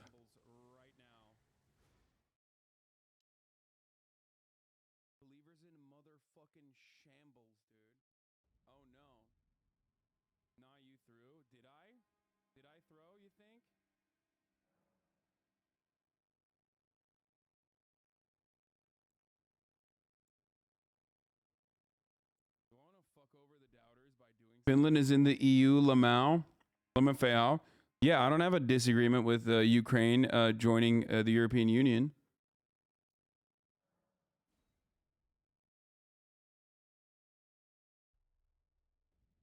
So, a few thoughts about the issue of Russia's invasion of Ukraine and the credibility of the U.S. and NATO. First of all, Jeremy Scahill is one of the best fucking journalists of all time, okay? Literally the GOAT. Co-founder of The Intercept. Like, on the one hand, you have Glenn Greenwald, and then on the other hand, on the other side of the coin, you have the actual fucking GOAT, Scahill, okay? So don't you dare disrespect my man, okay? He has done way more fucking work than you could ever imagine. You're dressed like a Hispanic teen mom right now? Wait, what? You're acting like Russia wants them to be neutral like Finland. You're being dishonest if you don't think they're going to turn Ukraine into another puppet like Belarus. Now they are. And by the way, you are absolutely correct. My assessment of Russia's ambitions in neutralizing Ukraine are gone now. Okay, they're gone. They're done. I've admitted this already. Like, once you fucking invade, it's over. It's a wrap. Okay. Stop it, please. So I agree. Now you're having a conversation of whether they ever wanted to or not. And the reality is that this kind of encroachment had never worked. Okay, thank you, racist. Hope you have a great day profiling people. Oh, are you talking about the Muslim Chechen thing?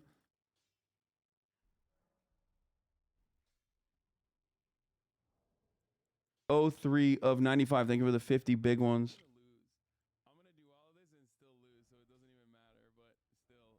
Okay. Russia's invasion of Ukraine is a bald-faced act of aggression, replete with war crimes, and is rightly being condemned as such by large numbers of people across nations across the globe.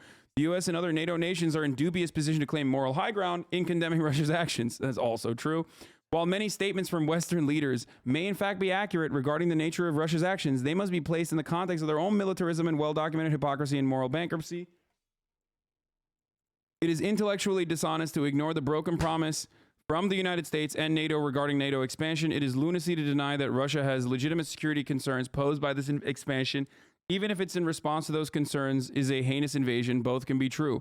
During the 78-day NATO bombing of Serbia and Montenegro in 1999, the U.S.-led NATO alliance committed similar or identical acts that it is now condemning Russia for in Ukraine. The only difference in that circumstance is that there wasn't like a justifiable and legitimate genocide or like an actual fucking genocide happening in Ukraine, even though Putin does claim that there is one happening in Donetsk. So, but also the bombing that the United States and NATO engaged in was far, far worse up until this very moment. So there is that reality as well, even though the bombing could get way, way fucking worse now. Okay? So there are differences. It's not a one-to-one comparison. It's just the reality. It's not a one-to-one comparison. President Clinton sidestepped both the UN and U.S. Congress in initiating this bombing. That is a one-to-one comparison, though. That is true. Joe Biden was amongst his biggest cheerleaders. Under the command of the U.S. General Wesley Clark, NATO intentionally bombed radio television Serbia, killing 16 media workers, including technicians and makeup artists. The U.S.-led NATO force used internationally banned cluster bombs, including a crowded marketplace in the city of Niš.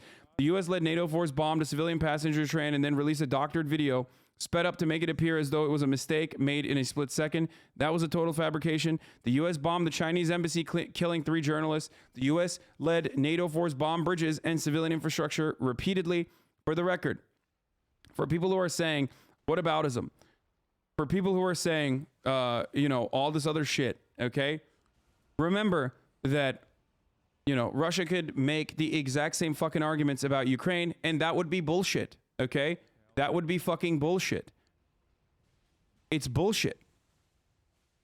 It's fucking bullshit when the imperial power decides to behave in this way.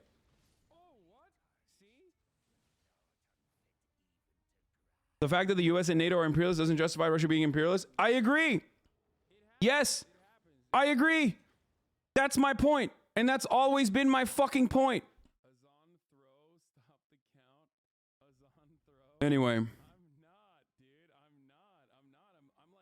These crimes committed by the U.S. and its NATO allies do not in any way excuse or justify Russia's aggression. At the same time, history and context matter. If the U.S. wants the moral high ground, it should cease its own ongoing war crimes and support for war crimes. It's true. This could begin with such actions as ending all the support of Israel's aggression against Palestine and recognizing Palestinians' legitimate right to self-defense. This will never happen because it doesn't happen. Because 2 wrongs don't make a right. But also, America is never in the wrong in the eyes of America.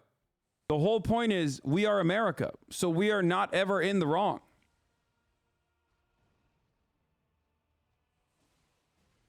Backhanded comments 20 years later on the backs of people dying right now, bravo. we are Americans, okay?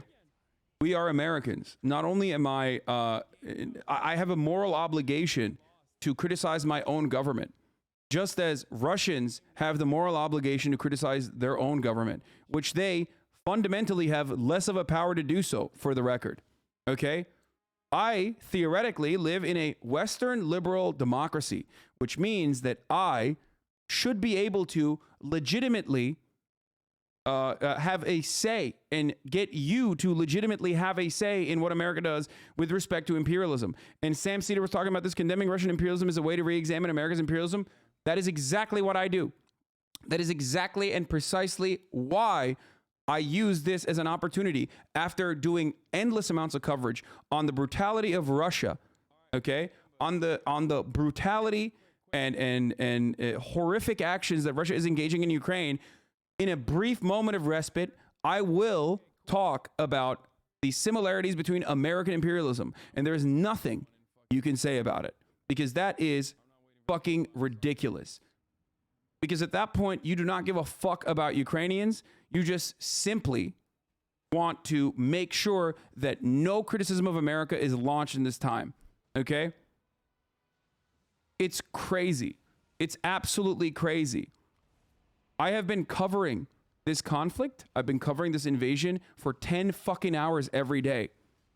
And the moment that I like say, hey, let's pull back for a second and let's look at how we feel about Russia's incredibly violent actions.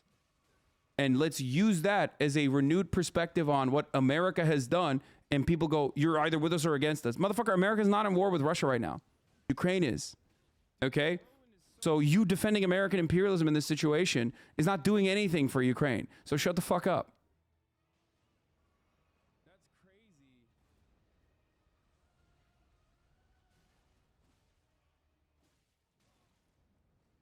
He just keeps spamming the whirlwind now. It's only whataboutism when you use the U.S. wrongdoings to excuse Russia's wrongdoing. How many times does Hasan have to condemn Russia for you to understand he's not using whataboutism to excuse Russia's invasion? Exactly. I do not have a perspective that believes that like Israel's actions against Palestinians is appropriate in any capacity. I do not have an opinion that like America's imperialist endeavors are appropriate. So when I make comparisons to what Russia is doing, I'm showing you that it's the big bad, okay?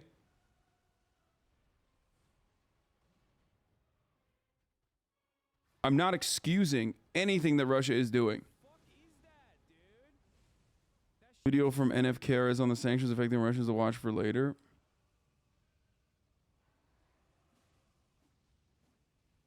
Anyway. I still find it weird that you seem to condone Russia's actions regarding Crimea. Of course, dude, because Crimea is an entirely separate fucking place. It's an entirely separate history. It's an entirely separate attitude. Most of you don't fucking understand. Most of you do not comprehend that like the big bad guy who is doing big bad guy things right now can also sometimes do things that are incredibly more justifiable, infinitely more justifiable. Russia's annexation of Crimea did not happen at the fucking barrel of a gun where, you know, thousands are dying currently. Okay? They were actually fucking welcomed. So there's a difference there. Please stop using Crimea. You make a laughable counter-argument that actually vilifies the rest of your talking points. There was no heel left. Chatter's going heel, not looking at the amount of flasks. Thousands aren't dying right now either. Get the fuck out of here. Of course they're dying. What do you mean? Go all in on the last one. The problem, I don't know what to do with the triple swing, dude. He keeps fucking popping off on that. Just to prevent misinformation from the stream, I tracked the Facebook page you read. The original Facebook post doesn't say anything about what you read. It's fake. Don't miss your chance to return home alive or give up. An hour ago, Sadioza from Kemerova croaked Dawn for the last time in the landing near Kyiv. A Russian is an occupier, and do you know what a Ukrainian night is? It's time for the favorite. This is the favorite time of the SSO of Ukraine. This is the time when your colleague, having gone to take a shit, lives out the last seconds. This is the time when we fry you right in the technique like a barbecue on the grill.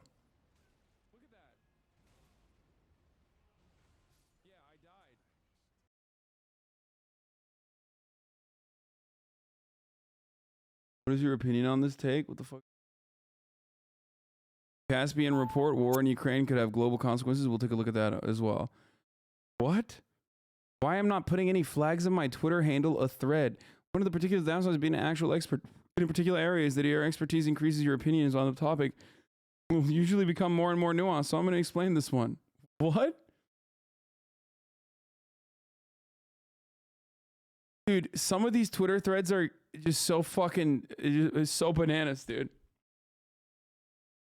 It's good, please. Oh, God. Jesus Christ. I'm willing to bet it's not good.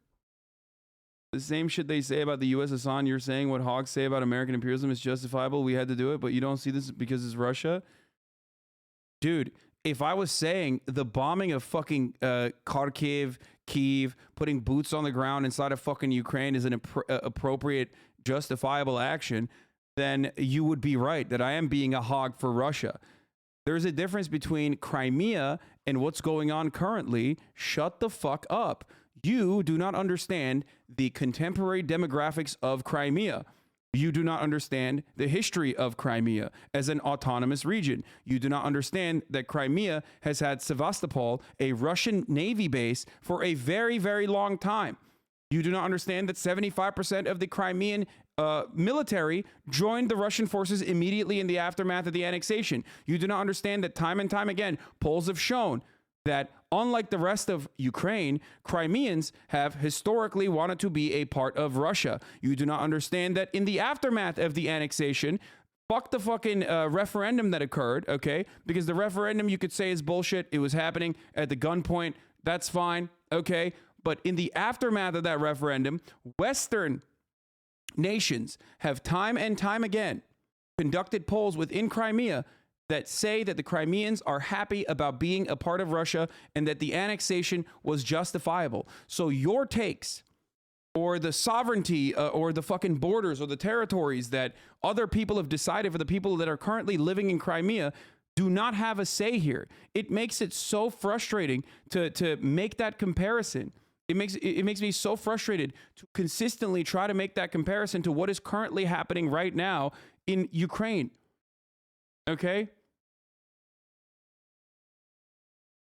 You're repeating for them why? Because people want to say, look, Hasan is still justifying Crimea while Russia is doing imperialism because he's a fucking Putin puppet or some shit, okay? That's why people are asking me to say this. So they can fucking clip it and be like, Hasan is still supporting Crimea. It's like fucked up.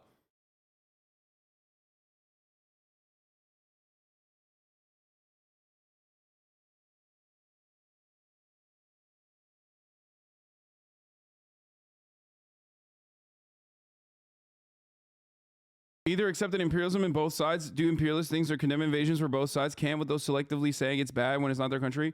Dog, what do you mean? Imperialism is bad when both countries do it. I agree, okay? I agree. Russia's actions in this circumstance are imperialist and they're bad. And I have said this for the past 12 hours every fucking day. Okay? 12 hours a day, every single day. I have repeated this over and over again.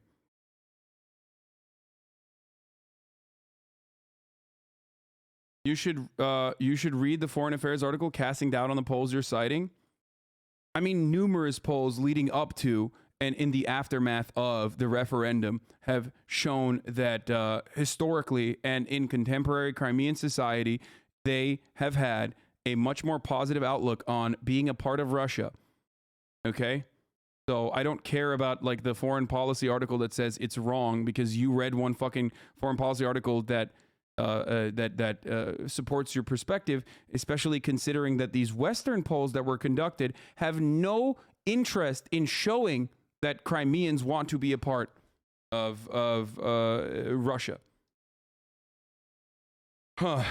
Anyway.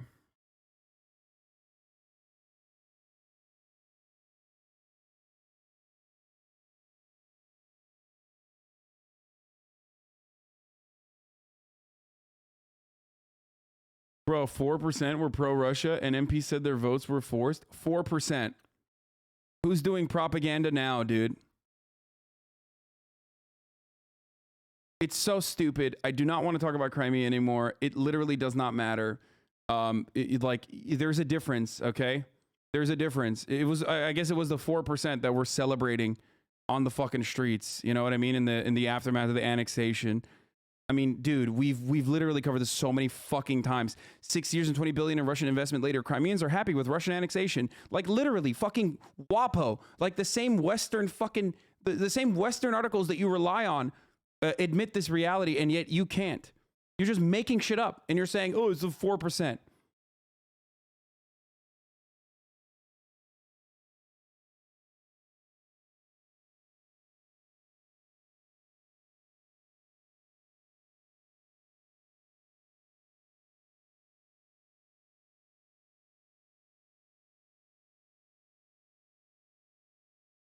And again, and again, and again, this is not even remotely relevant to the conversation currently. Okay? It's not. It's not relevant to the conversation currently because what Russia is doing right now is completely unjustifiable. Okay?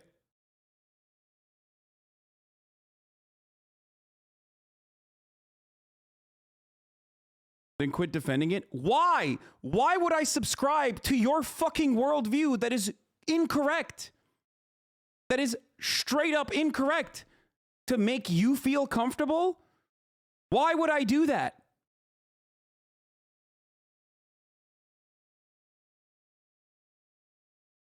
It's so fucking strange. People are like, I can't live in a world where,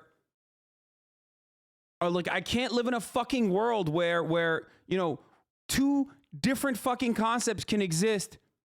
Two different actions can exist. One justifiable, one unjustifiable. You think about everything from the point of view of like America doing shit. Like I heard so many people when we were talking about Crimea, I heard so many Americans say, oh, what if we invaded Mexico? First of all, we did. And secondly, okay, where are the Americans in Mexico?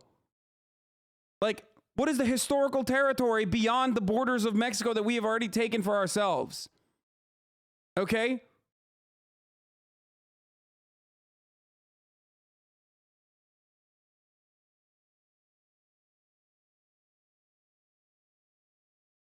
A better example would be if we fucking decided to annex Alberta, where all of those Canucks that want to be American live, okay?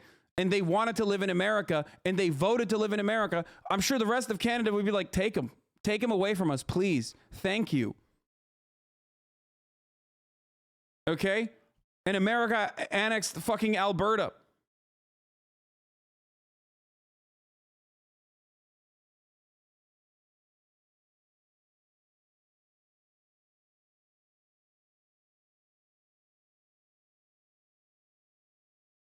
What if the Greeks wanted back Constantinople and Izmir like the Crimea situation? There are no fucking... I'm Greek from Istanbul. That is an insane fucking take. You know why? Because the people in Istanbul aren't like, please, we want to join Greece. Or the people in Izmir aren't like, please, we want to join Greece. That's the difference. You are forgetting. You are forgetting the most significant part of this process, which is what the people on the ground, what their wishes were. If Crimeans were like, this fucking sucks, I do not want to be a part of fucking Russia, this is absolute dog shit, okay? I fucking hate this, then I would have a different approach to this matter, okay?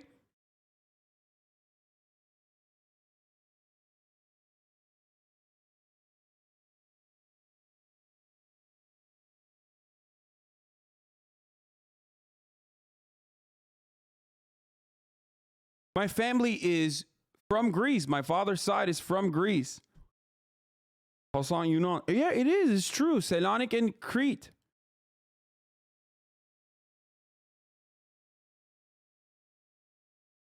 The main difference in this situation, yes, as Truckstick TV says, is self-determination of the people living there, okay? You can't deny them what they want. Like, that's fucking insane. And you can't cut off their access to water either, by the way, which Ukraine did do. Even then, it's still unjustifiable what Russia is doing currently. But that was also fucking unacceptable. Doesn't justify what Russia is doing, but make no mistake, okay? You're fucking bananas if you still push for this fucking argument.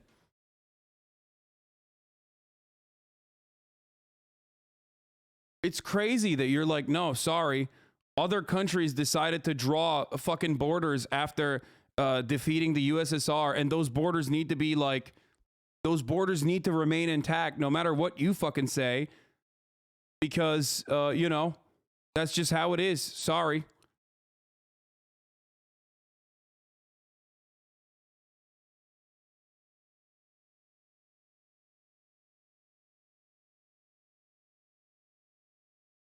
Anyway.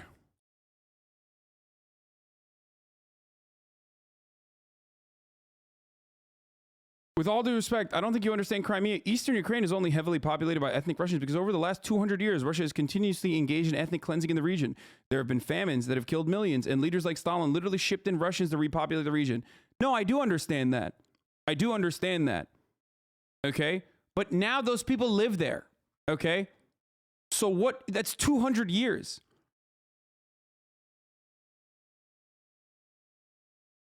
And for the record, you're talking about fucking Stalin to talk about Crimea when the real fucking Crimean territory, the real fucking territorial ambitions for Crimea is that Crimea belongs to the Tatars and therefore is Turkish territory.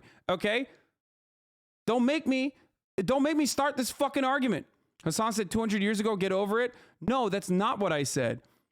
I said that the ethnicity and the ethnic differences between Ukrainians and ethnic Russians and ethnic Ukrainians over the course of the past 200 fucking years is like a ridiculous way to deny what fucking the people on the ground that are currently living there want.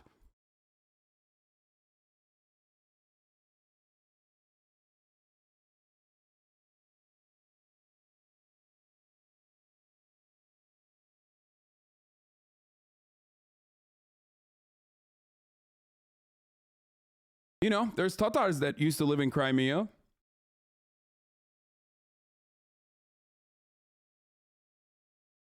They got fucking cleansed.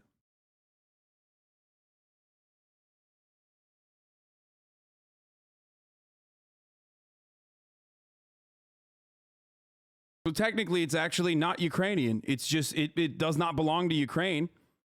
It literally fucking belongs to the Tatars.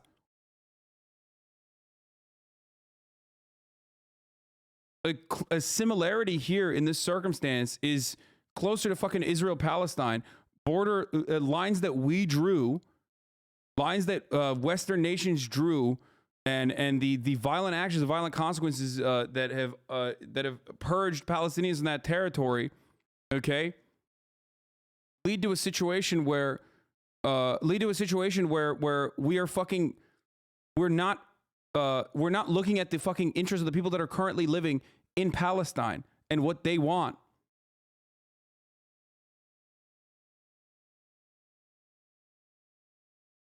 How is Hawaii different? Now only 10% is native, but that was an example used an hour ago about talking about the United States. Ask a Crimean Tatar.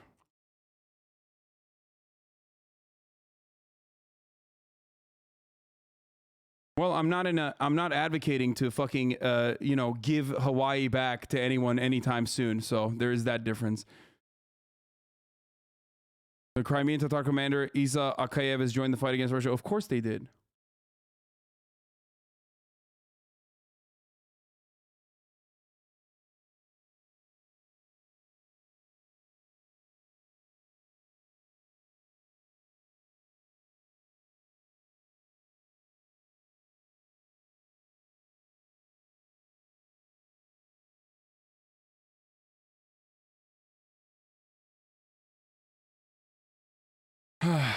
Again, we're done. Okay, it's a really fucking stupid conversation to have over and over again, and the conversation literally changes every time I give you new information that you should use against me, that is better information to use against me, rather than the original point, the starting point of this conversation, because you have no interest or no opinion on fucking Crimea, and you didn't know anything about Crimea. I keep giving you more information about why this would be a better argument against Crimea, the Crimean Tatars being the perfect example that now I'm seeing in the chat, because none of you or your YouTube debate daddies knew about any of this shit until literally fucking last week.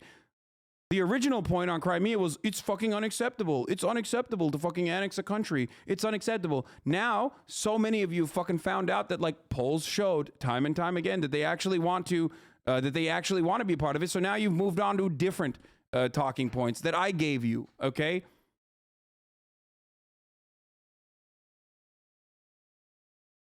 Anyway, we're done. I keep saying we're done because you don't care.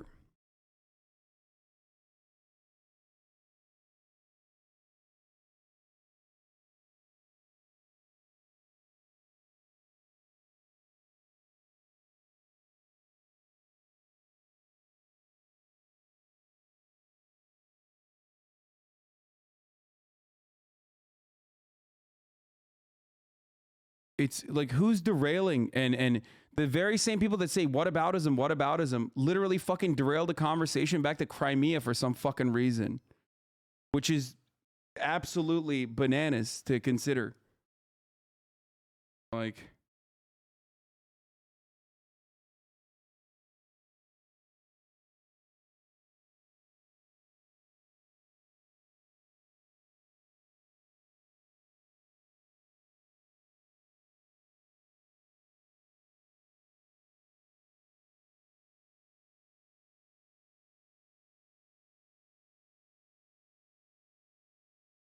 all right, let's finish the rest of this. The U.S. could immediately end all support for Saudi Arabia, make it a pariah, as Biden promised. The U.S. systemic failure and accept responsibility for its own crimes. Undermines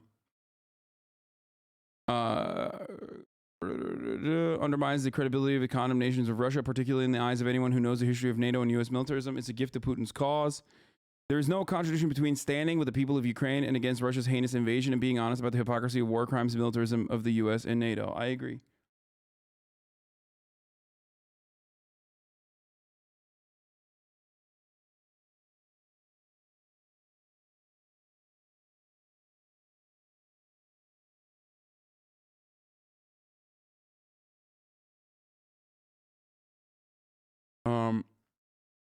We already watched the Vice video on life inside of Crimea, by the way.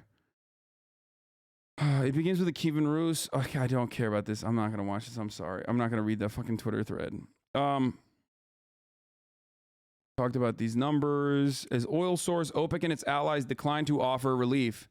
Yeah, no shit. Because once again, and remember, this is the most important factor here. Money is more important. Okay? Money is the main point here. It's always and forever the main issue at hand. OPEC is not going to give up its cartel status on energy and fuck over Russia in an effort to make it easier for America to shut off Russia from the rest of the global economy when Russia itself is a major fucking supplier of energy. The oil cartel known as OPEC Plus said it would continue the strategy agreed to in July, rubber stamping a 400,000 barrel a day production increase for April. They want OPEC to produce more so they can alleviate the tensions, they can alleviate the financial consequences that everyone in the Western world would face from completely sanctioning off the rest of the Russian economy.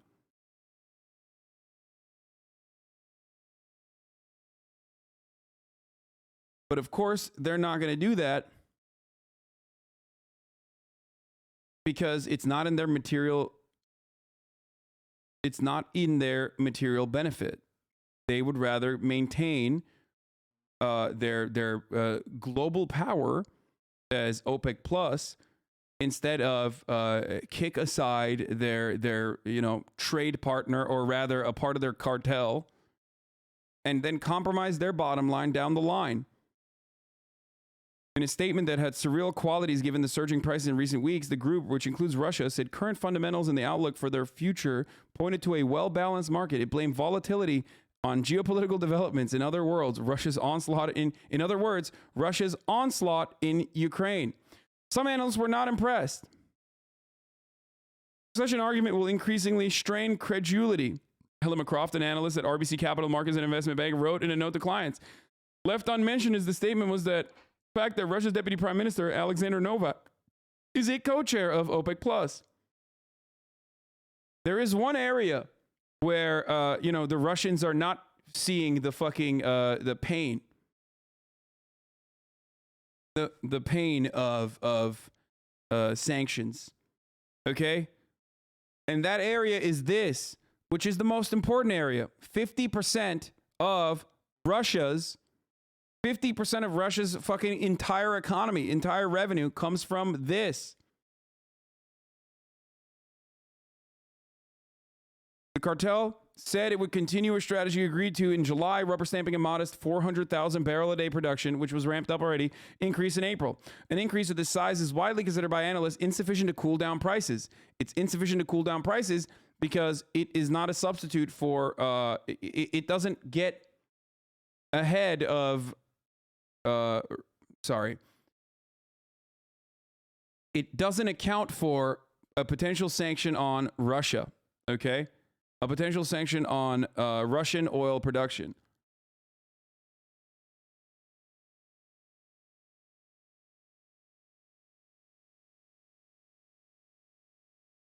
Apparently, they are seeing pain in the area of oil. Russian oil is being rejected. Now it is.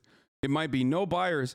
Surgut Neftegas, the Russian oil producer, fails for the third consecutive time to sell Ural's crude via regular tender. I cannot recall ever a situation like this. There are not buyers for Russian oil, even at record discounts. How does this square with the observations of tankers continuously transporting Russian oil in the Baltic? A moment ago, 4 crude oil and 1 LNG tankers coming from Venaja in front of Helsinki in the Gulf of Finland alone. Ports of destination in EU and USA. Gross price of oil cargoes and current exchange rate is 240 million USD, and on with this criminal Putin finances the war. These are the current contracts that are being fulfilled. Exactly.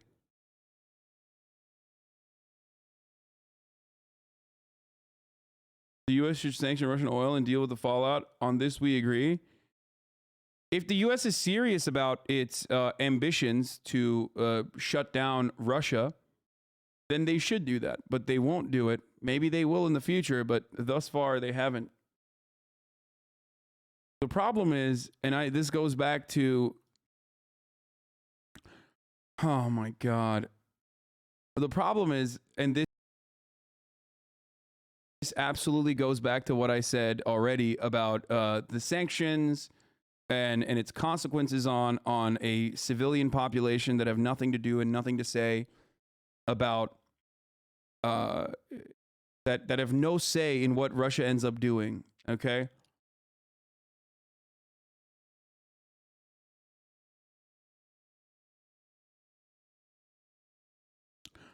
Asia is a place of barbarism and violence of the West because the West goes there to commit barbarism and violence. Russia's turn to its Asian past. As nostalgia surges for the Eastern conquest of Genghis Khan, Putin maps out his own empire. What is that article? Dude, Western media has to do white supremacist and Orientalist fucking takes. Okay? They have to. There is no other way. The U.S. agenda in Russia is never just about Russia. Russia itself has a complicated history. It's also a territorial giant that spans the entire east-west axis of what's considered Asia. Encircling China and Russia go hand in hand because it's talking about the whole continent. The Wall Street Journal editorial board famously, 1, aligned with Jair Bolsonaro, and 2, with Pinochet. So their takes on foreign policy have always been like this. Image headline is from 2018. I mean, not surprising.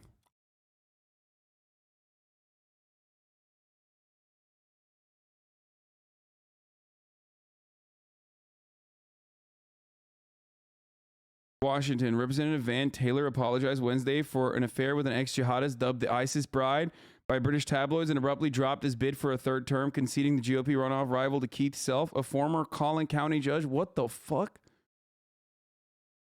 What? What the fuck? What is this fucking... What the fuck? What is this story, bro? What is going on, dude?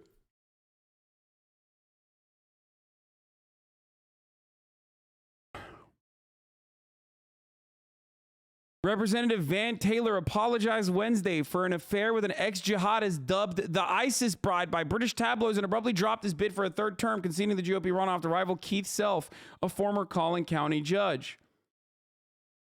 About a year ago, I made a horrible mistake that has caused deep hurt and pain among those I love most in this world. I had an affair. It was wrong, and it was the greatest failure of my life. The infidelity surfaced just before Tuesday's primary with the help from a third candidate, Suzanne Harp. Okay, hold on.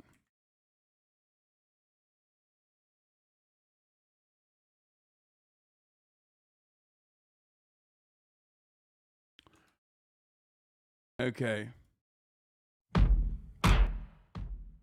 Have you ever felt like you see a jihadi bride and dubbed the ISIS bride, and you decide to risk it all on an affair that you're about to have with her? Make sure that your political campaign in Texas Plano is going to end in an abysmal, fiery death and destruction. That's exactly how it feels to drive in a Ford F-150 pickup truck. Oh, Jesus Christ, dude. The only way Representative Van Taylor can ever feel the same satisfaction of driving a Ford F-150 pickup truck is when he's clapping the cheeks of the ex-ISIS member jihadi dubbed the ISIS bride.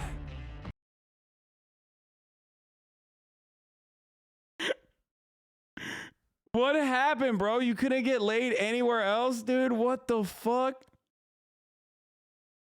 The ISIS bride is now an evangelist Christian who believes in settling Israel. Oh, I love that. That's so awesome. That's fucking great, dude. That makes the story even better.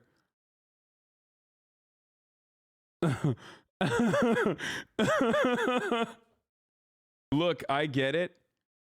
Oh, come.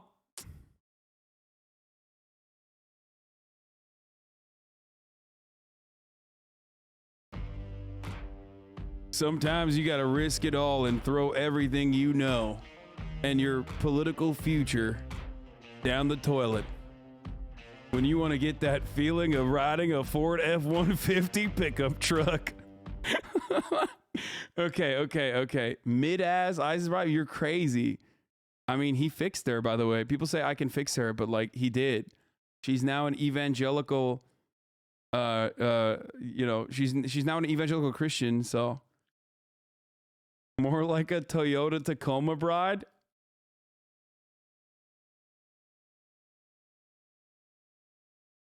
Former First Lady of ISIS now loves Reform Jews, plans to visit Jerusalem.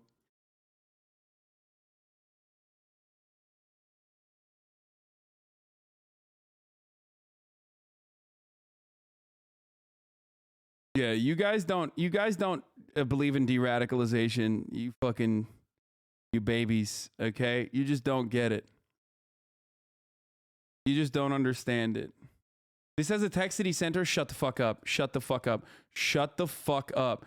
Texas GOP primary candidate. No. My official statement on Van Taylor's alleged affair with an ISIS bride. The evidence appears to be overwhelming, Harp added. This situation could be a liability to our party, our district, and most importantly, our country. Taylor is married with 3 children, was elected to the Congress in 2019 as a Republican. Joya told Breitbart the news affair began in 2020. He considered me his girlfriend. He labeled me his girlfriend, his mistress, Tanya told Breitbart News. I told him I found him attractive. After that an entire month, every day during October 2020, he wouldn't stop messaging me like crazy. It was so distracting. He was going crazy for it. He wanted me to be his loyal, faithful, and permanent mistress. In the text message between Joya and Taylor, the Breitbart review, the congressman solicited a long, slow rim job and deep throat sexual acts while I stroke my cock and I come on your tonsils.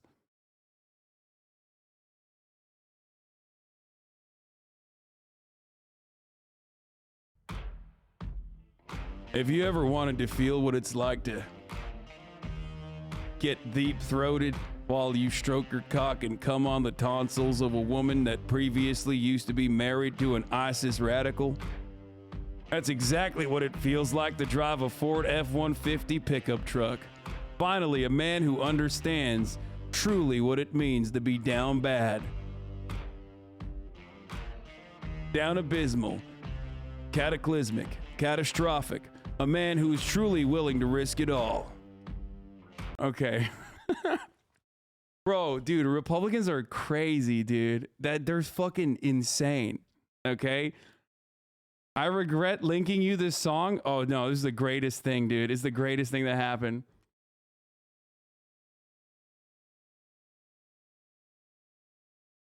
He said, oh, Jesus Christ, so dirty, dude. Ooh, what a potty mouth he has, dude. Look at him. Joy is originally from the UK, but moved to Syria in 2013 after she met John Thomas Gergolas, an American-born convert to Islam, jihadist, and a supporter of the Islamic State. After being treated badly by Gergolas, she fled and worked with American authorities so we could drone him. She said, oh my God. Hell hath no fury like a woman scorned. Jesus Christ. Okay.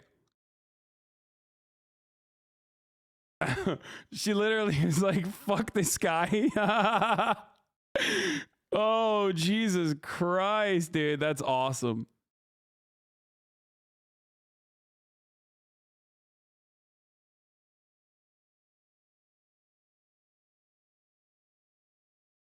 What an incredible. Republicans be like, gays are ruining the traditional family values, then not 10 minutes later talking about come on your tonsils. Yeah. While being married, by the way. He's gonna drone strike her tonsils. Stop.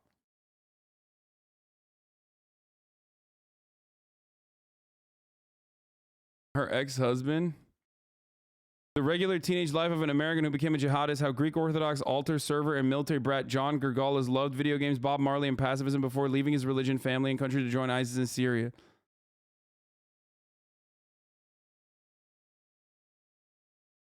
Dude, these people are just Jesus Christ.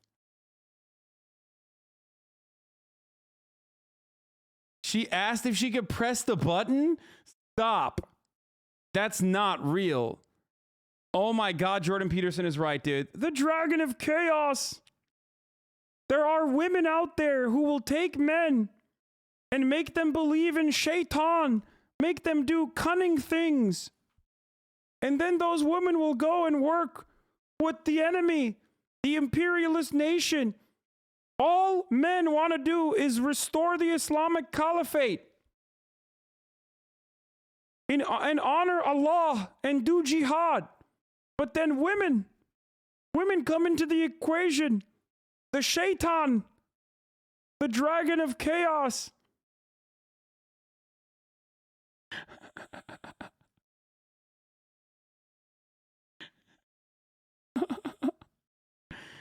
Oh God, this is a beautiful story. What a fucking story, dude. Yeah, Jordan Peterson was right. Wahhabi Peterson is, by the way, that's a real thing.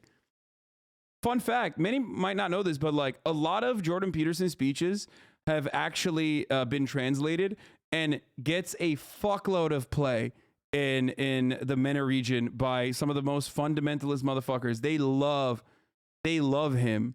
They literally love him. I wonder why. Yeah, straight up.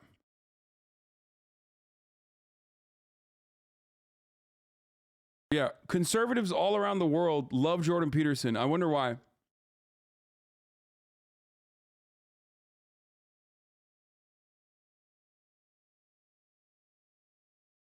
One of my Pakistani friends, a huge JP guy, loves Elon Musk and crypto too, of course. That all comes in. That all comes along with one another.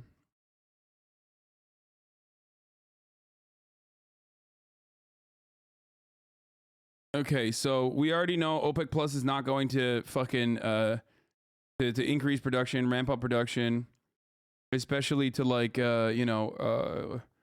especially to cut Russia and its power in the international sanctions that Russia is currently facing.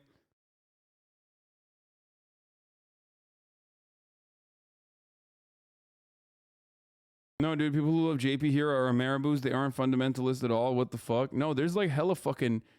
There are definitely fucking super fundamentalist motherfuckers who love JP as well.